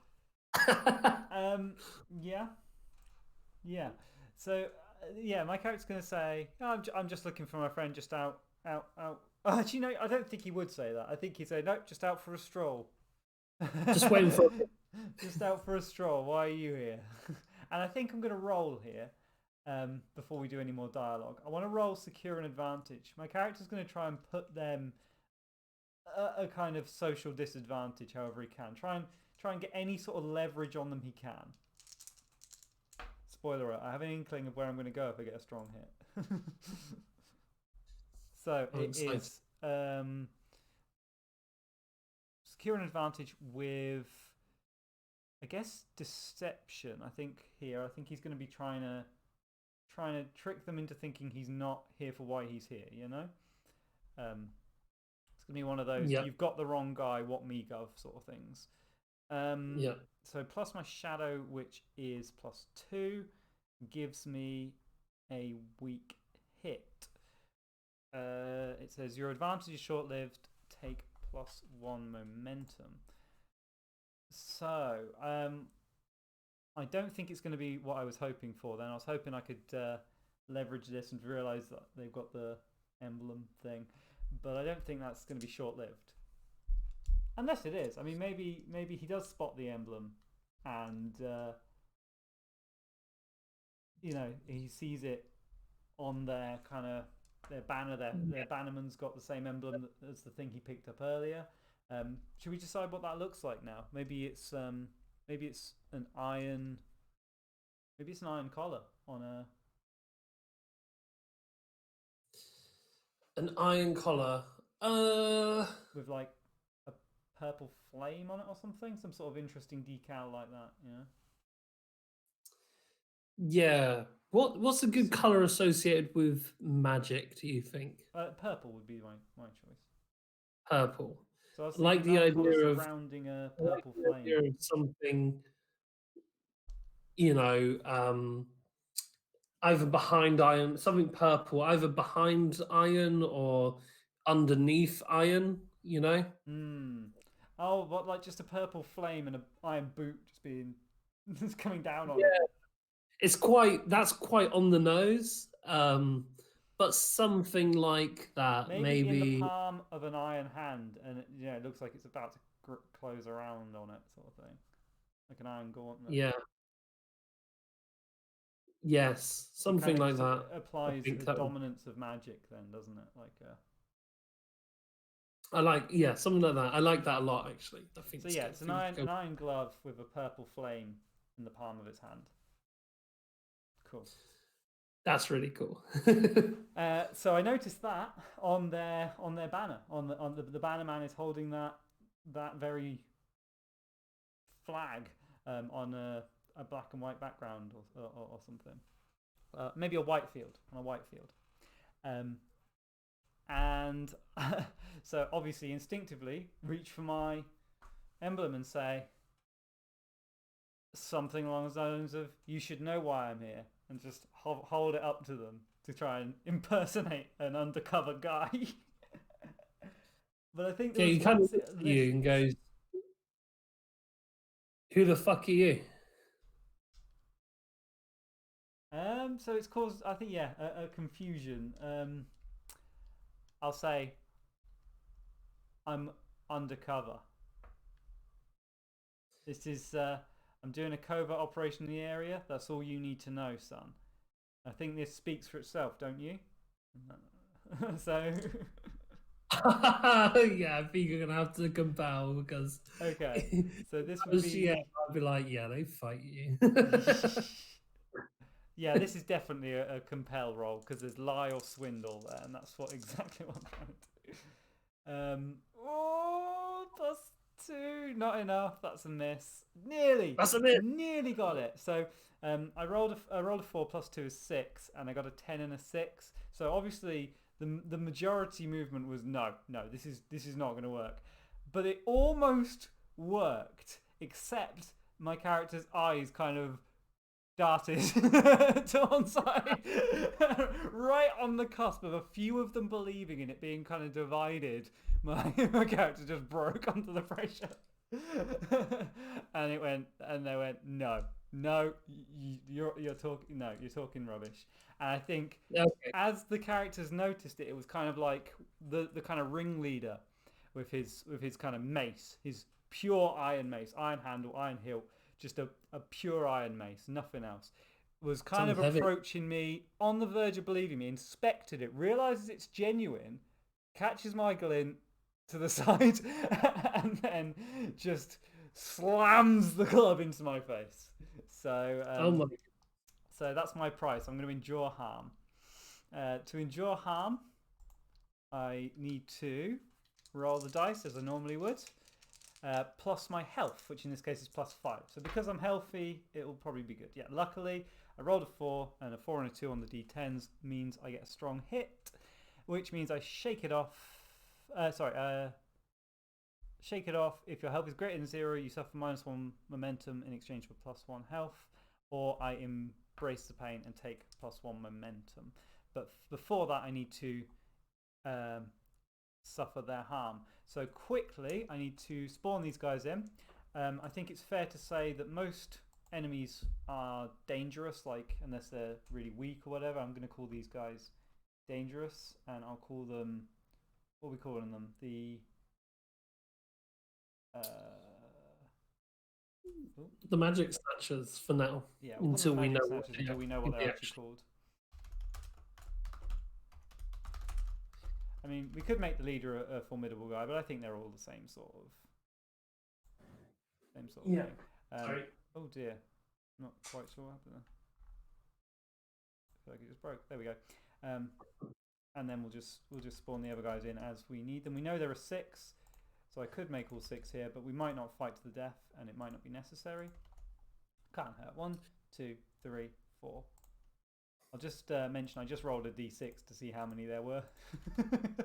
that's why there are 6 of them. Oh my goodness. I used to do a d10, but I should have known better knowing our luck. 6. Okay, so the magic leader, being a dangerous enemy, when he inflicts harm, it is 2 harm. But I'm going to spend, because I don't go down to 0 health, I go down to 3. But I'm going to spend a momentum, because I got a strong hit on my endure harm, to get 1 health back. And then I can describe that in the narrative. So the way that plays out is my character is ready for this eventuality. Like, even right up to that moment where it looked like he was going to be convinced, my character was ready to jump backwards. And the only reason the hit landed at all was the glance to one side kind of took my eyes a moment to refocus on the big old club coming in at me. So whilst it did hit me, it didn't hit my head, which is where he was aiming. Instead, I was able to kind of duck to one side and just take the thing with the momentum of me moving on the shoulder. So it hurt, but it didn't hurt anywhere near as much as it could or should have. My character will have then spun out of control. Spun to one side and turned around to face them. And I think we're both going to enter the fray here, right?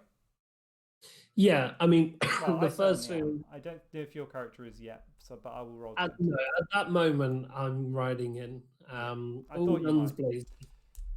Now I'm gonna Leroy Jenkins the shit out of this. Now I don't know how initiative. So I rolled an even failure. 1 and 2 9s. That's the second worst roll you can have in the game. The worst being a 1 on the d6, and 2 10s would be the worst, but I rolled 2 9s. Even a 9 and a 10 would have been better.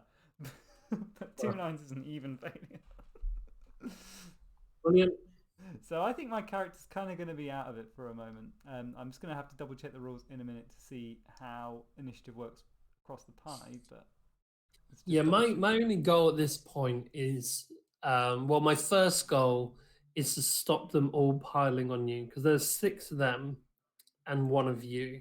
So I want to kind of charge in on my horse. And I want to kind of break the group into 2, at least. That's the idea, is to kind of just break them up so we can start to pick them off and give ourselves a bit of breathing room. Yeah. I don't think that sounds too bad. So the way I do that just quickly, before that happens, I think it would be fair to resolve the mechanics of this one, because it'll give you hopefully a gap to come in just a moment. I will need to check how initiative works for multiplayer, so bear with me with that. But so I think for now the mechanical outcome of this is pretty minor. I begin combat with a disadvantage, which will be, in this case, when I get knocked to one side, I slip. My foot goes out from under me on the floor, and I just sprawl onto the floor. I'm lying down, right? I'm going to pay the price of losing a momentum there. I think that seems pretty logical for that situation. And obviously, in this case, my foe would have the initiative. Now, I'm not quite sure how that works mechanically, because normally I'd take a turn for them, but we haven't rolled for Norm entering the fray. So just for now, and I'll look this up for next time, we'll house rule it that you can roll, and then we'll see who has the initiative. Okay, let's go ahead. But I will look that up so that we know for next time. What do you enter the fray? What do you use it? What do you combine it with? Just out of interest. Your edge, I believe. Cool. It did not matter I for me, roll I'm sure. myths. Determine. So it's if you're facing off, you roll plus heart. If you're moving into position against your foes unaware or striking without warning, you roll plus shadow. And if you're ambushed, you roll plus wits. So you could pretty much pick any of them depending. I think the sound of it sounded like a heart thing, like riding in on the horse. Yeah. So okay. That's not It's particularly still a myth. subtle, is it? And I don't think you've been If ambushed. I pick any of them other than iron, it's a miss. So unfortunately, I miss. Um, but so yeah. So does that mean they're going first? Yeah, they definitely have the initiative then, don't they? Yeah. But would you like to just narrate what happens when you attempt to charge in then? Yes. Okay. So I go, yeah, and as I make the noise and the motion, your own horse that you left with me kind of hops up on its hinds and lets off this big whinny and gallops off in kind of a, I don't know, like a zigzag direction, like they don't know what's happening. Um, I try to get them, but it definitely breaks my flow. I can't move myself, but they're gone. Not in the long distance, on the far distance. Maybe we can get them back. Sorry about that. But for now, they've galloped off. And that's A, ruined the element of surprise, and B, meant that I've not actually started moving towards you yet. So you're just kind of I just see the horse charge past. Now, one thing we Yeah, didn't resolve you're was left my in good faith with me. Yeah, apologies for that. plot twist. The miss is meant to represent a heightened negative outcome or a complication or a new danger. I'd just like to point out that whilst that's going on, and I'd just like to say we track our initiatives individually. So if one of us sees you, we kind of just hop backwards and forwards at a critical moment, go and look at the other person. Just kind of spotlight like in other RP systems. We're kind of basically fighting the same fight but two separate fights.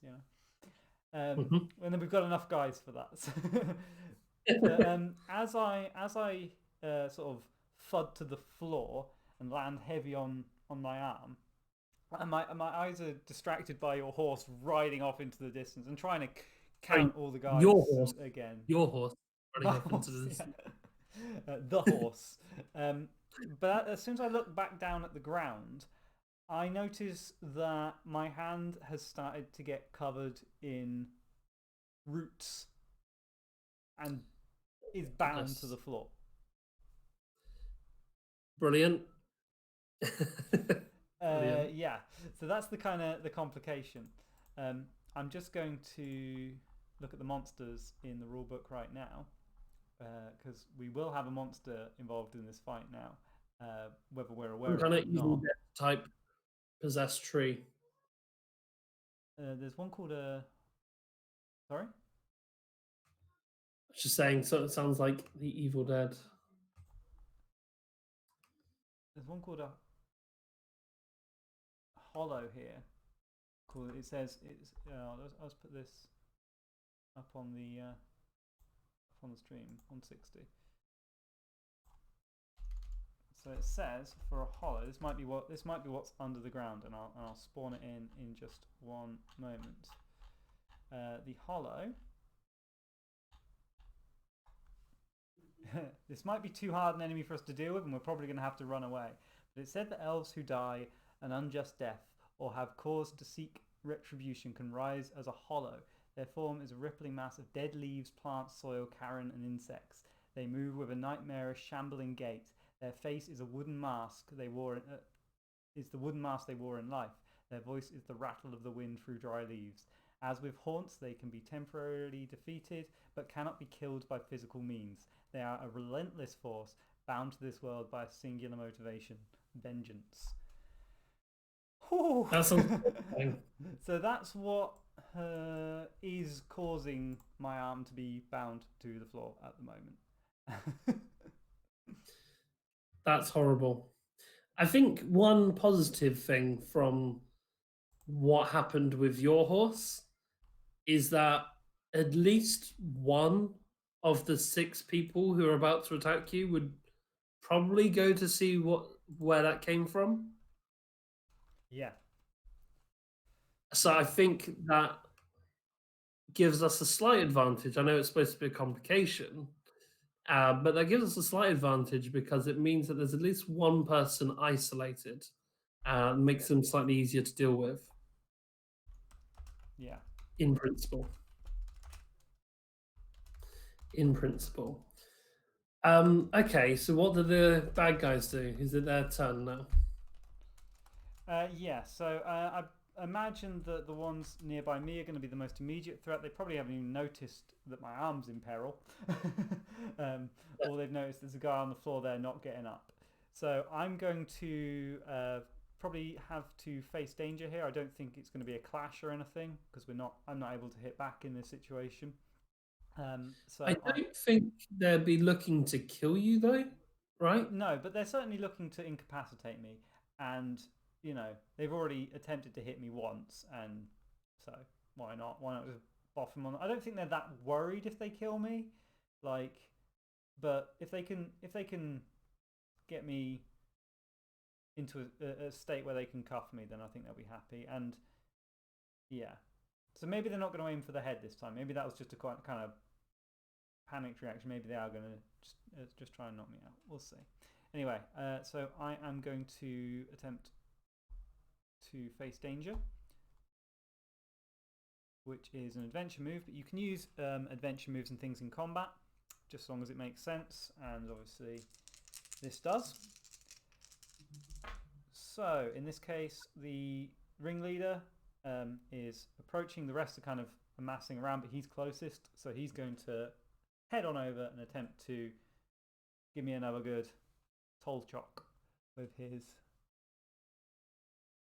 mace. So how am I going to attempt to react to this? Well, obviously my character's going to try, despite the lack of mobility of his arm in vines, he's going to try and roll out of the way. So I'll roll plus edge, which is +3. Unfortunately, that takes me up to 5, and I rolled a 10 and a 5. So that's a miss. You fail or your progress is undermined. I just take a hit. So I'll just endure harm again. And we'll talk about how Oh, that. it's not going well. I am not. I rolled a 1 and got 2 6s. But hang on, that could be good. Even though I rolled a 1 and 2 6s, I get to add health or iron, whichever's higher. So health is +4, still not enough. So that's going to be a negative miss. So let's just look at. Have you got any momentum you could use? Say again. Have you got any momentum you could use? Oh, good question. So the way you burn momentum is you can ignore any of the d10s lower than your momentum. I've only got 2. No help there. Because I rolled 2 6s. So I'm getting a miss and I'm suffering.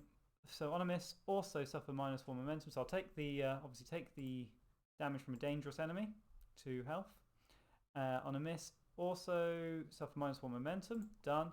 And if you're at 0 health, you must become wounded or maimed, and then you might even die, which hasn't happened yet. Now, because I got an even miss, I think it means something dramatic and bad has got to happen. So in this case, the hollow that was kind of under the ground, I think, has now become a bit more fully formed and manifest, and is standing over me.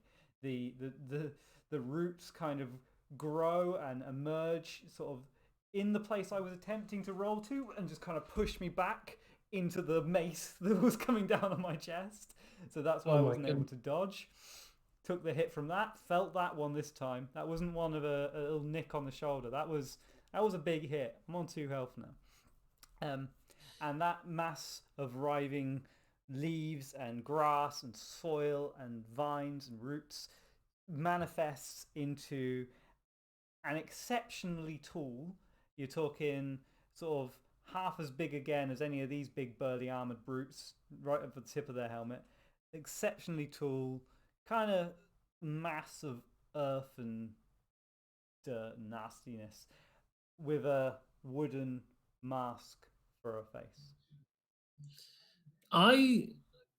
If I'm being honest, I think this could help us because I don't think that they're gonna stick around. No, I I think don't think they're paid enough for this. yeah, but we are going to be left with a hollow. So I yeah, mean, I think you're absolutely I'd right. rather the hollow. Sorry. I'd rather the hollow than the hollow and 6 thugs. Yeah, yeah.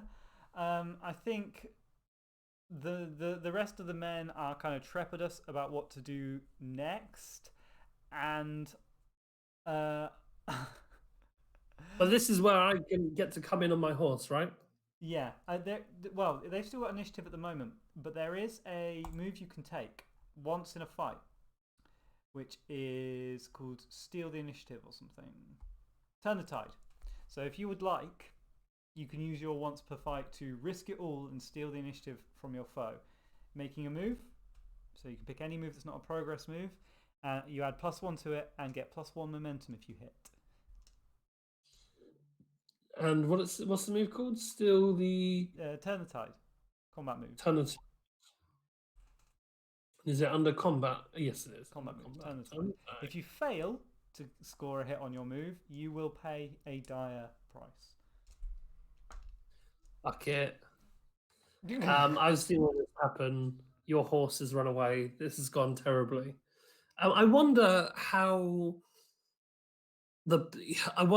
our consequences compared to other people's consequences. Yeah. I wonder if people who are in chat, maybe who've played the game before, are you watching going, guys, you don't need to be this harsh. Like, you can chill out. Like, well, yeah, it could just be a minor inconvenience. You don't have to kill yourself on the first encounter. No, I think the only reason I made it quite so extreme is because it was evens. But even then, it was more just I was introducing a new enemy, but it was more just because that enemy fit the fiction the best. Yeah, it's where we are, right? Yeah, it makes sense. Why wouldn't it be that? Yeah. Okay. Moonlight gleaming off its mass of tangled vines and. Ugh. Okay. So I'm gonna try and run in on my horse. I just see that you're down at the moment. I don't yet know that you're being held. I can see this monster, so I know you're in danger, but I don't know how to attack it, right? Mm. So I'm just going to come in and I'm going to do the thing that I do best. I'm going to ride at it and I'm going to swing my sword and I'm going to see what happens. Fuck. Brave man. Because, right, that's a strike, isn't it? You're attempting. Yeah, Jagger's my best friend. I already have one friend missing. I've got to go in. This is an emotional move. This is like I'm not thinking strategically now. I just want to try and stop it from hurting you. So I run in and I'm going to strike. Where is combat moves? Strike. Good luck. Thanks. Right. This is going to go so wrong. Of course. Come on. Oh my god. I got a weak hit. So that's not too bad. No, that's a hit. So hang on, you get plus. Did you take your +1 to roll as well? No, but 4, 5. It wouldn't make a difference. It's still a weak hit. Okay, so take +1 momentum for getting the hit, and then you inflict your harm, and we lose initiative. So your harm on the why am I on valves? I'm in the wrong place. Your harm on the hollow will be 2 because you're using a proper weapon, right? Yeah, I'm using my long sword. If that's wieldy enough for me, I'm using that. If not, then whatever. Assets. But yeah. Swordmaster. When you strike or clash and burn momentum to improve the results. So you didn't do that, did you? That's fine. No. Okay, so it just takes 2 harm, which for an extreme enemy is, I believe, 2 ticks. I'll just check the rules reference. For extreme I'm just going to leave a little enemies. note in the chat that I don't forget I got a +1 on my next move. Yep, so it takes 2 ticks, so we give it 2 ticks and then another 2 ticks. So, oh, hang on, that should be these. When I fill them in, I should put star. What's the hash for? Oh no, that is right. So that's 1 box filled in. Yay! Yay! So then we lose initiative. Then we lose initiative, and the enemy strikes back. Now, I believe the most sensible thing here would be for the spotlight to remain on you, because you've just hit first the hollow, and I don't think he's going to be happy about that. I think it's going to admire my bravery and reward. So would you like to take us through what it does to you and your horse? Yeah, so I think first of all, whilst this is happening, the people who were with the sort of magic snatchers, some have immediately fled, others have kind of gone back to their hiding space. Maybe their leader has gone back, but I think most people have fled. I think that's a reasonable thing to assume. Yeah. They have, I mean, their hatred of magic is bought out of fear anyway, you know? So to see something like this, they're pretty terrified. Yeah, I mean, it could be that the leader is a bit slower to fully retreat than the others for saving face. So perhaps they're kind of still in the mix, but I'd say you could at least get rid of a couple of these, couldn't you? I don't really know how you do that. Definitely. And I kind of think that even that the level of that they don't pose immediate threat to us anyway. No. Because even if those who haven't fled, they will be fleeing. They will be on our side against this now common threat, right? Yeah. They so I've see said this as the leader and 2 of the slightly braver lads are still kind of there, but they are backing away. Yeah, but they see the hollow as the bigger threat than us, for sure. Okay. But so the hollow obviously is I think the enemy acting probably now, because that's the one in the scene with you. Yeah. And I think it's either going to be wanting to clash you, or you should have to face danger as it swipes at your horse. Yeah, I think. Can it cast magic? I'm assuming it can. Oh, let me have a look. Got the rulebook here, haven't I? So it can. It's got insects in there as well. Black eyes behind an elven mask. Smells of wet soil and dead things. Its drive is to see justice done. Its tactics is to bash with savage strength, draw in a whirlwind of materials to reform and enlarge, and envelop and suffocate. So that's what it's trying to do to me. It's trying to envelop me, but it's got distracted by you. Okay. So I think as this happens, it's. I would like to say, if I can, that its grip around yourself has loosened slightly, as it turns its attention to myself. It creates a hand that is perfectly round of sort of rocks and soil, and uses it as a mallet to swipe the horse out from underneath me. I think that's strategy. Okay, which so is going to be face danger. Face danger for sure.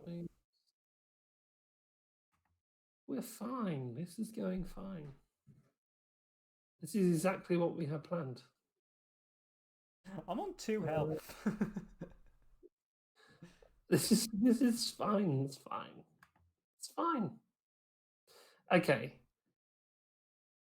When speed or agility. Okay, so I'm going to imagine I'm going to try and jump out of the way, or move my horse out of the way. So I'm going to do it with speed or agility. So that's a roll plus edge, which is only +1. So let's see what we do. Oh, I get a weak hit. Okay, so you succeed but face a troublesome cost. Choose one. Okay, so it's got some options here for me. Either I'm delayed, lose an advantage, or face a new danger, suffer minus one momentum. You are tired or hurt, endure harm.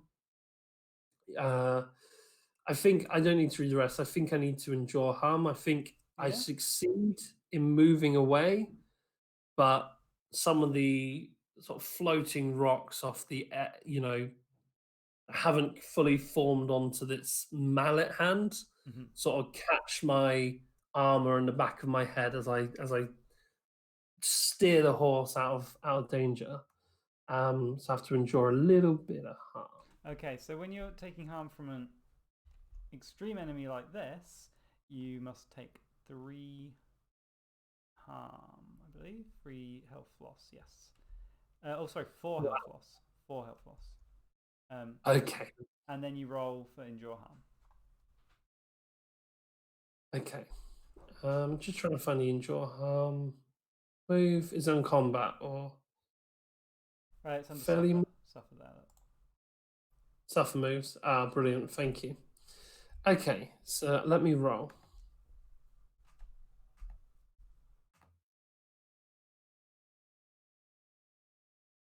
So roll plus health or plus iron, whichever is higher. So I suffer the hit afterwards or beforehand?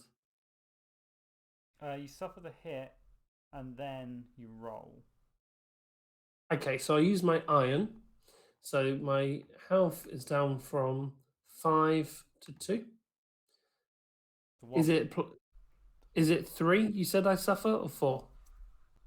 4. So it's down to 1. Amazing. Okay, I got a strong hit, which is good. That is good. So you can either spend a momentum to get 1 health back, I'm because absolutely you've got more doing than 0 health, or you can just take a momentum. Grin and it. embarrass. No, I'm spending momentum. Definitely to put me back up to 2 health.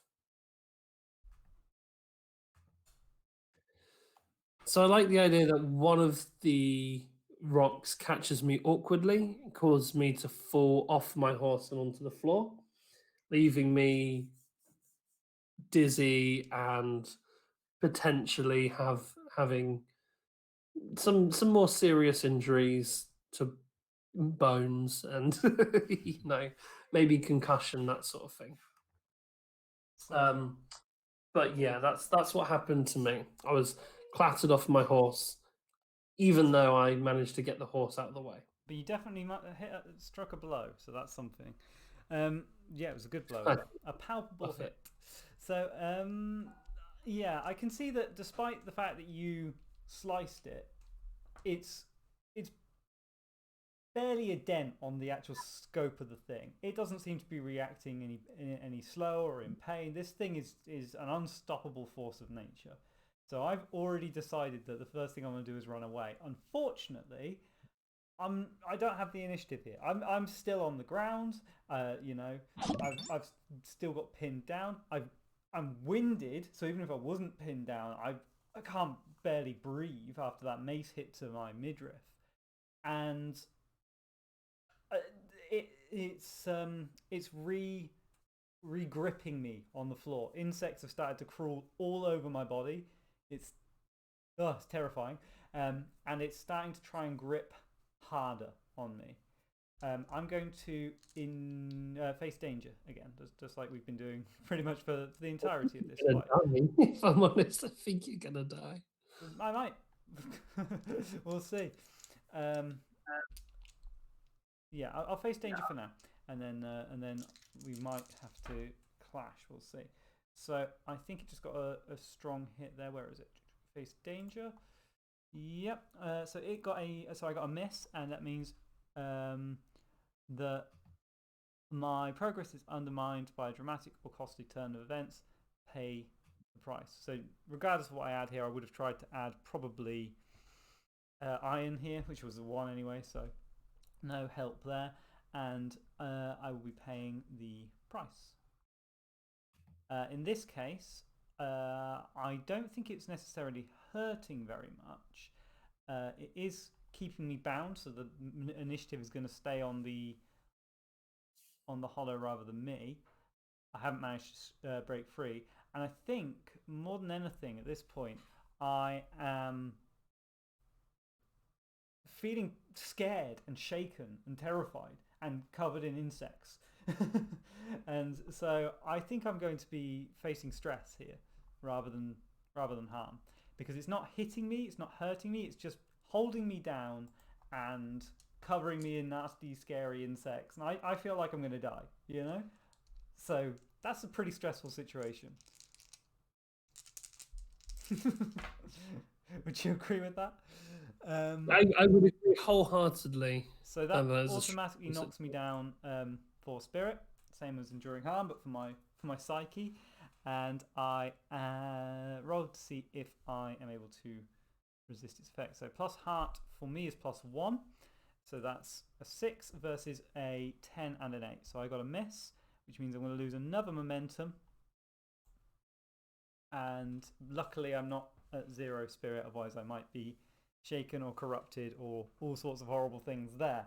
So because I still can't breathe and I'm covered in just a blanket of pinching, biting, scrawling little insects, my character's losing it. Like, it's like the worst nightmare for him. He's always felt a kind of kinship with the forest and at home and at peace in the forest. And all that safety and tranquility is kind of being undermined in this situation. It's horrifying.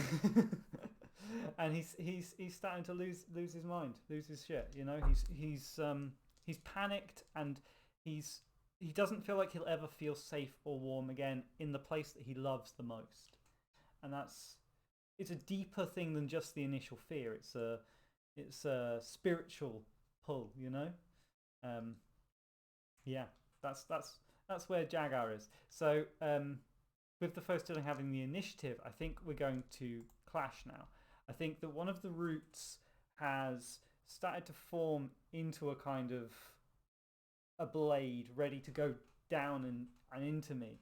And my character has managed to get his short sword to hand and is just blind panically swiping at the root that's pinning his arm and becoming this kind of stabby weapon.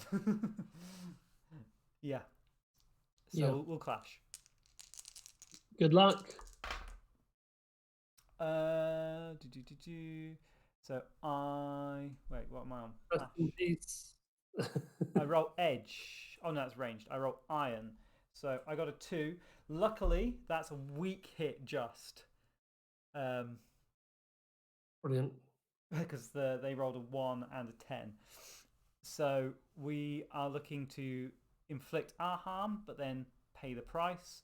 Your foe still has the initiative. And I think we'll shoot back to you there after I've resolved that mechanically.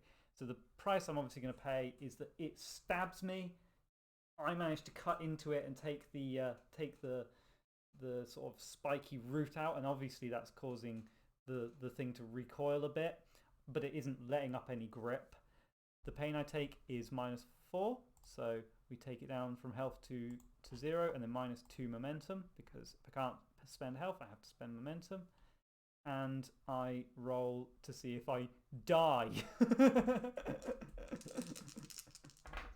I got a miss, so I'll take another -1 momentum. And I have to work either wounded or maimed.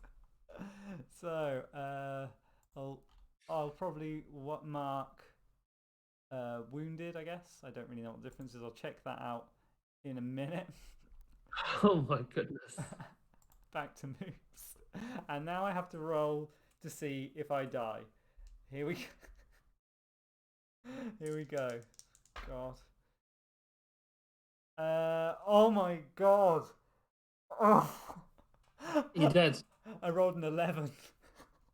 Oh. I am dying. I need to heal within an hour or 2 or face death. The Okay. root that has pierced my chest has hit my vital organs. It's punctured my yeah. I'm dying. I'm out of it. I need to be healed. The pain Right. is Okay. unbearable. It's excruciating. I can imagine that it's like a bizarre nightmare to my character here, surrounded in bugs, trapped and pinned to the floor, and now facing a wound that feels just wrong on every level. Yeah. Oh, but let's not forget, I do manage to inflict my harm on him, so we'll mark that. Right.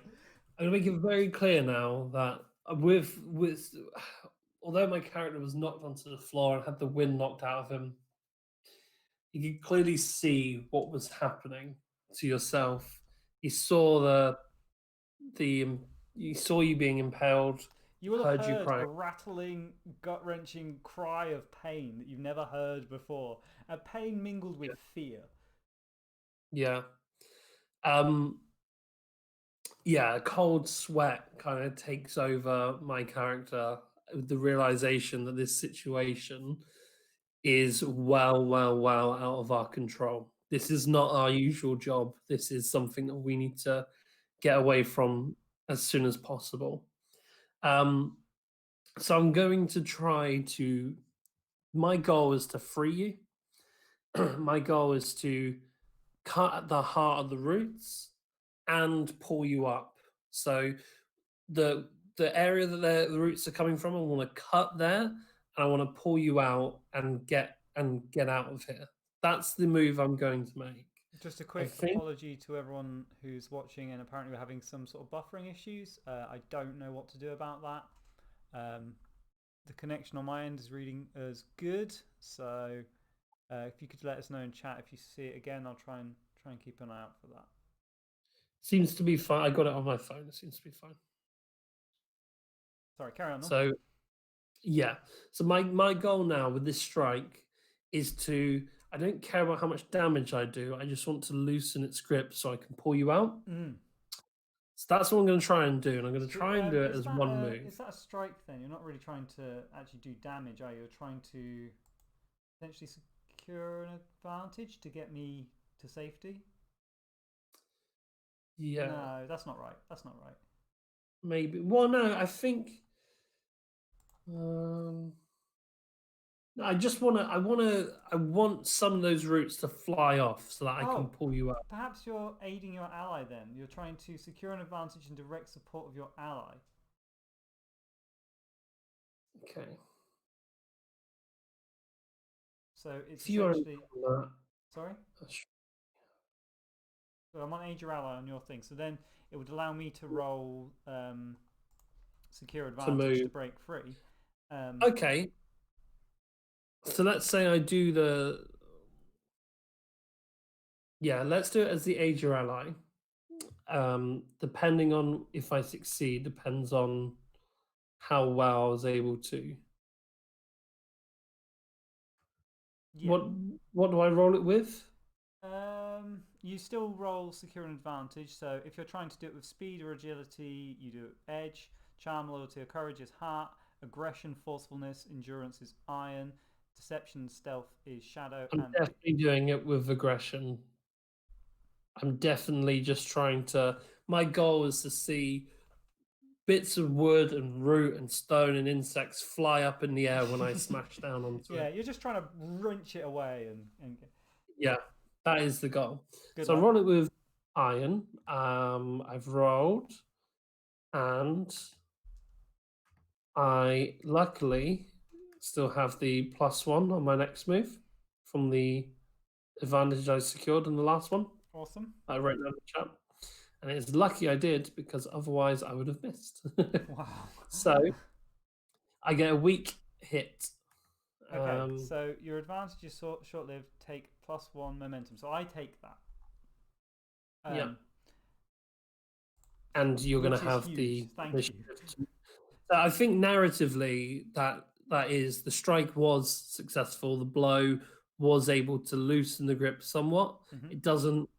It doesn't hurt it in any way or any meaningful way as to make progress, but it's enough for you to use your initiative to get up and get out. Yeah, I mean, I think it's potentially given me the initiative. Would that be a fair thing to say? Yeah, because I mean, yeah, I think that is exactly what I was going for with the roll. Yeah. That was what I was attempting anyway. Okay. So I'm going to attempt to um,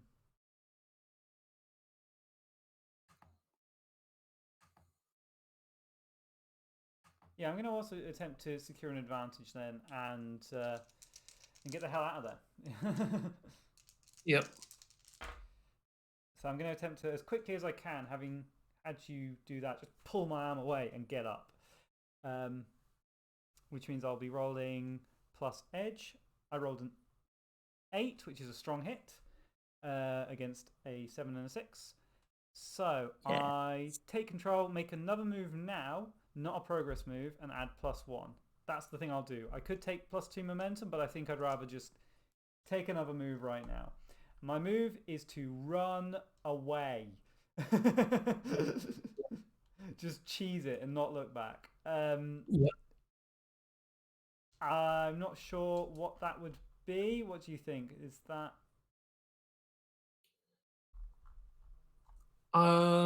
it's either going to be Hmm. face danger um,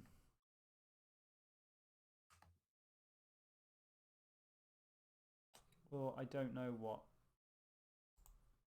I think I still haven't turned the tide yet. That's something I can do if they do steal the initiative from me. I think face danger is an interesting is the best one. Yeah, I think you're right. Well, it's more flee danger, isn't it? But So as I pull my arm away and roll, shaking as many of the insects off me as I can as I go, I'm gonna be stumbling with this root still inside me, and barely aware of where I am or what I'm doing, just moving on pure adrenaline and instinct and reflex, not even looking. Don't even care if I run into the bad guys, just running in a straight line out of there. I imagine that the danger I'll face will obviously be this thing wanting to get me. And I roll I rolled a miss. So I fail naturally. Of course I do. I've got a root in my heart. I'm just gonna fall straight back down and and pay the price. Yeah, I think it makes sense. oh my goodness. Yeah, the price I'll pay will be another hit. So let's see how we endure the harm. So I'm obviously taking -4. It's all going to be 2.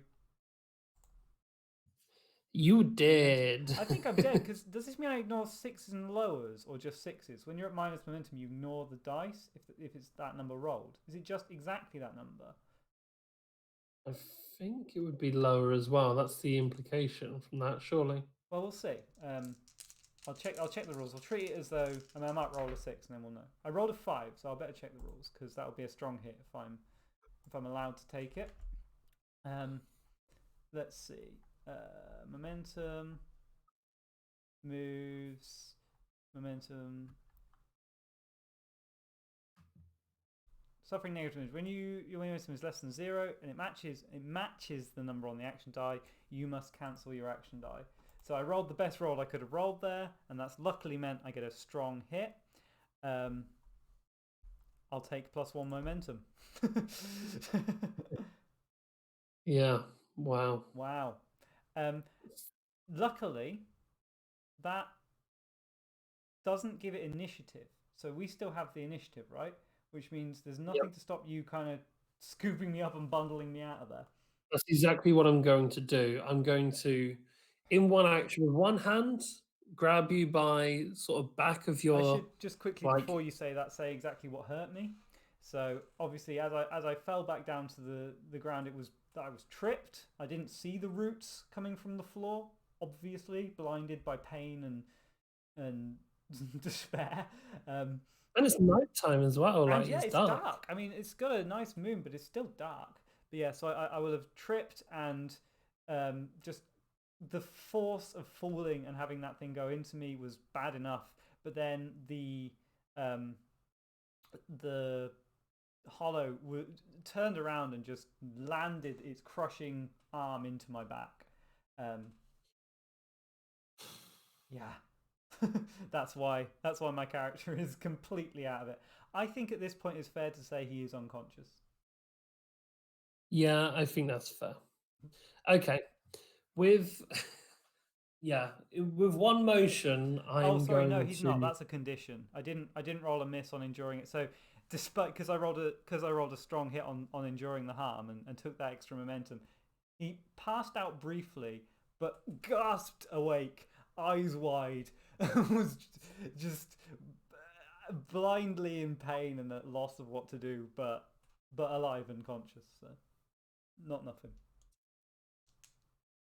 Um, yeah, I think with one motion, I would like to get out of here as quickly as possible. Mm-hmm.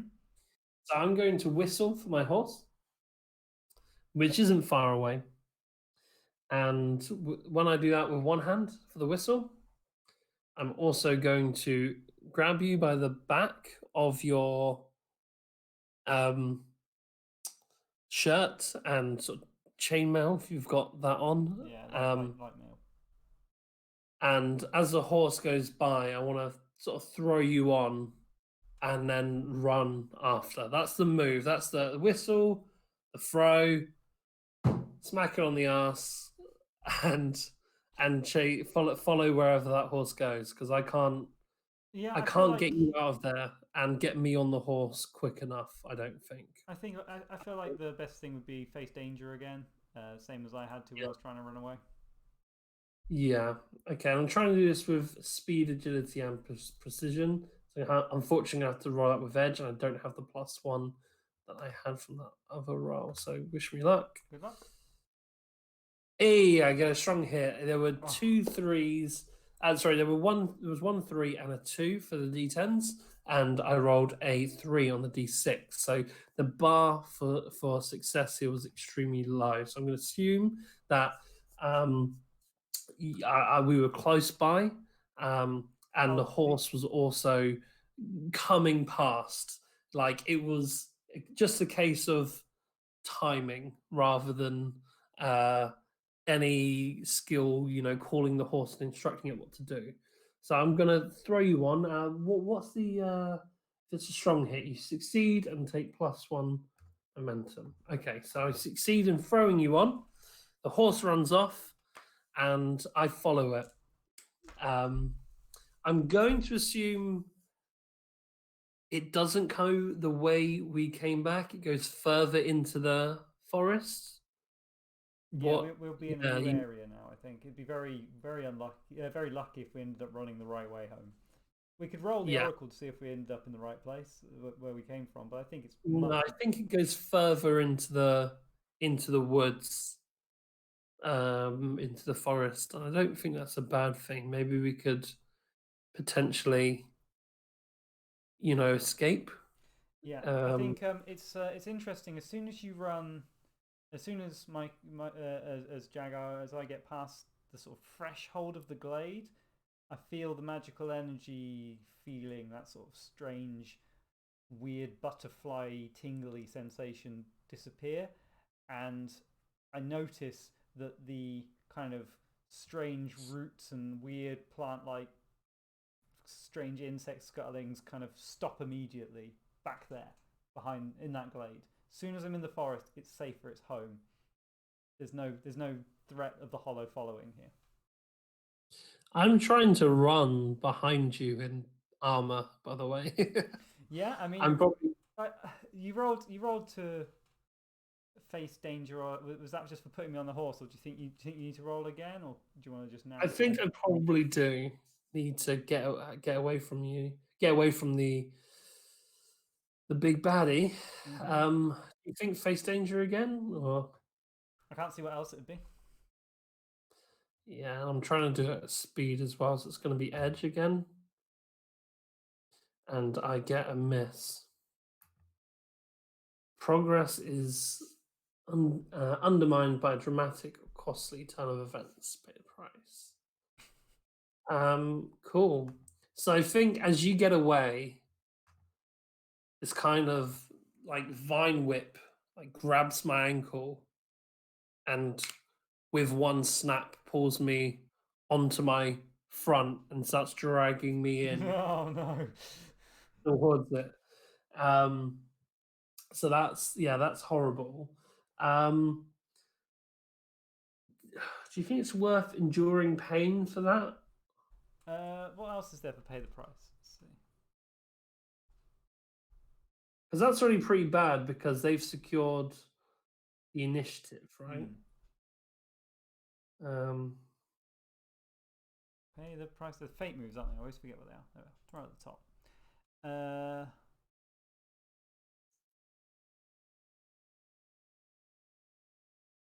yeah, I think maybe just take a minus momentum for that, right? yeah, I think that's a good idea. Okay, and I think that gives them the initiative. Um, so they're going to hit me with their kind of club hand again. Whilst they're Just as doing that, that happens, my character from the precipice of the thing, he's kind of just fallen off the horse and noticed that you've stopped following. I'm going to take the initiative. ooh, I'm going to use my nice. turn the tides, and I'm going to be having noticed it's kind of not coming past the edge of the thing. I'm going to be shooting at it. So turn the tides, I think, gives me a +1. I keep scrolling up and down this thing trying to find there it is. It gives me +1 to the roll of trying to strike, and obviously initiative, and I get +1 momentum on a hit. If I roll a 5, I will be ignoring it, but other than that, hopefully, I should be able to strike it. So I'm taking a shot. Right. So +1, that is a weak hit. I inflict my harm, but I'm losing the initiative. So a pretty straightforward situation there. All that happens is my bolt easily flies and pierces its mask, lands straight in its face, and it howls with rage.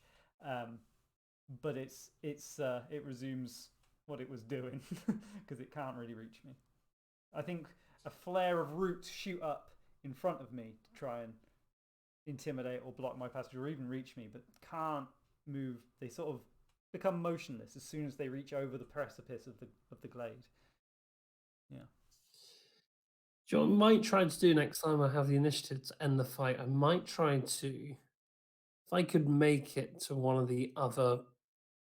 Have those people, the magic snatchers, have they fully scarpered now? Oh, Are they definitely. I still? think they were backing off already, and seeing that we were kind of left to the fate, I think they just gone good riddance and wandered off, haven't they? Yeah. Okay. How close are we to ending the fight? How much progress have we made? We've made 3 boxes of progress. So in order to end the fight now, you'd need to roll under a 3. Yeah. Yeah. It's not gonna happen, is it? Um, if it's a miss, you've lost the fight. Pay the price. I mean, worst thing that could happen in this case. So I want to just get away. Hmm. I don't care about losing the fight, right? No. If we miss, you've lost the fight. Well, I think we've lost the fight anyway. You might win. I'm going to I'm going to cut the vine leaf. Sorry, cut the In order vine to whip. roll to end the fight, by the way, you need to have hit a strong hit just before. Oh yeah, okay. So I'll do a strike to hit the vine leaf, the vine whip. Sorry, do a strike.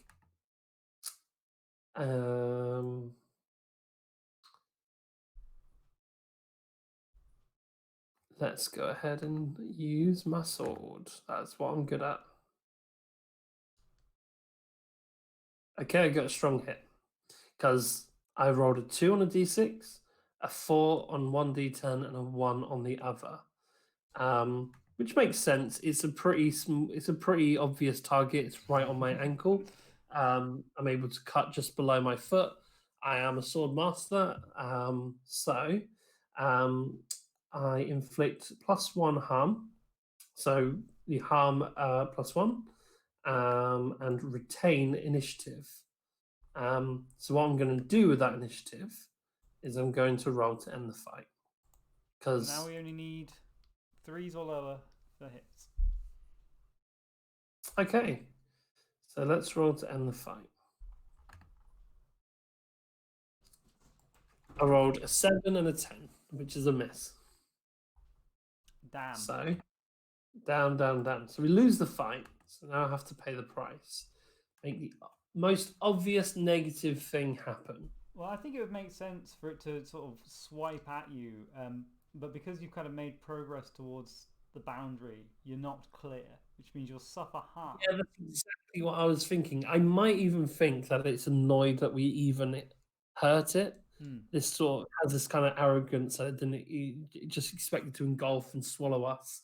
It didn't, It's you know, sick of maybe dealing it with us just now. picked me and threw me Yeah. out of its domain. You It know, doesn't like want. it's It's spotted that I've noticed its little weakness of not being able to leave the ground, and it just doesn't want to deal with us anymore.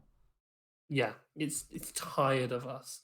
But this is gonna hurt like a lot. It's gonna so it picks me up by my ankle again and ragdolls me out and fly over you and into like some shrubbery, a nice shrubbery. um, let's see what happens. I'm going to roll for endure pain. Let's close, suffer, endure harm. Oh my god! If you die now, I'd have died saving you. I was so close to dying. One off dying earlier. That's crazy. I mean, can you So when imagine? First session. Oh, we just encounter an extremely hard monster that we can't kill, and it kills you. Well, good game. See why I like Ironsworn. so what's the foes? It was -4, isn't it? Yeah, so it takes off 4. If you go down to 0, you start taking hits on momentum if you can't spend it on health. Okay, so I'm down to 0 health and 0 momentum. That's fine. Now you just have That's to roll plus your iron, which is pretty good. yeah, I get a weak hit. Cool. You press on. So on a weak hit, you press on. Brilliant. So I take it on the chin. I look at yourself. We're both a mess. Like I I imagine we exchange this little glance before my character's eyes close, he wobbles and just falls. yeah, I think exactly that. I just kind of I breathe a sigh of relief that it's over, and blood starts pouring from my head onto my face, and then before I know it, fade to black, unconscious. I think that is exactly what happens. Yeah. Um, Well, I don't know about you, Norm, but I think that's a really good place to pause the session for now. yeah, In my character is dying. I just want to make a note of that somewhere so that we don't forget that he needs to be healed soon, or he will actually die. He yeah. has. I hope that I wake up soon, right? Sorry. Hope I wake up soon to do Yeah, that. yeah. Well, I think that was more a narrative thing than a mechanical thing that we both fell Yeah, over. But yeah, dying. I'll just. Oh, it's a thing, isn't it? It must be one of these, right? No. I'll just write it down then. You'd have thought that'd be one of the things you yeah. mark. That's it. Is there anyone in chat left who's stuck that out? Yeah, I think people have kind of come and gone, and it's there'll be people potentially watching this in the future, not live. So if you've stuck with us, or if you're watching in the future, then I hope you enjoyed this little Jan, we didn't do anything particularly useful, did we? Except get our asses kicked. No, it all came about from me failing my iron vow, like in the first inciting incident. This game is so lovely for Well, that's it, because it just being meant able that to we come up. had the threat there, and then obviously we uncovered that threat when we arrived. But then I rolled another even fail, which meant we had to have another threat appear, which was either comparable or, in this case, it turned out to be bigger than the original threat. And that is why that is why it happened. I don't think the guys that were trying to capture us will have given up. They're probably a bit wary now. They probably think we're dead. They might come and find us. Who knows? We'll see next session, I guess. Yeah, I think it could be go in our favor that they think we're dead, but yeah, we'll leave it for there. Yeah, this was fun. Well, we might just carry this on privately. It might be worth streaming again. It wasn't much extra effort to stream, so Yeah. I don't know. And Depends if guest people star enjoyed it or this if they thought. episode. But yeah, it's late now. I'm gonna go. So thanks for having me, Yeah, thank Scruffy. you guys so much for watching, and do check out the Always Player One podcast if you haven't already. It is fantastic, and we talk about Ironsworn in episode 9, me and Norm, and other solo board games. Sorry, my cat is attacking my monitor and moving everything around. But yeah, have a great evening, everyone. Thank you so much for watching. Enjoy your days. Thanks for joining us.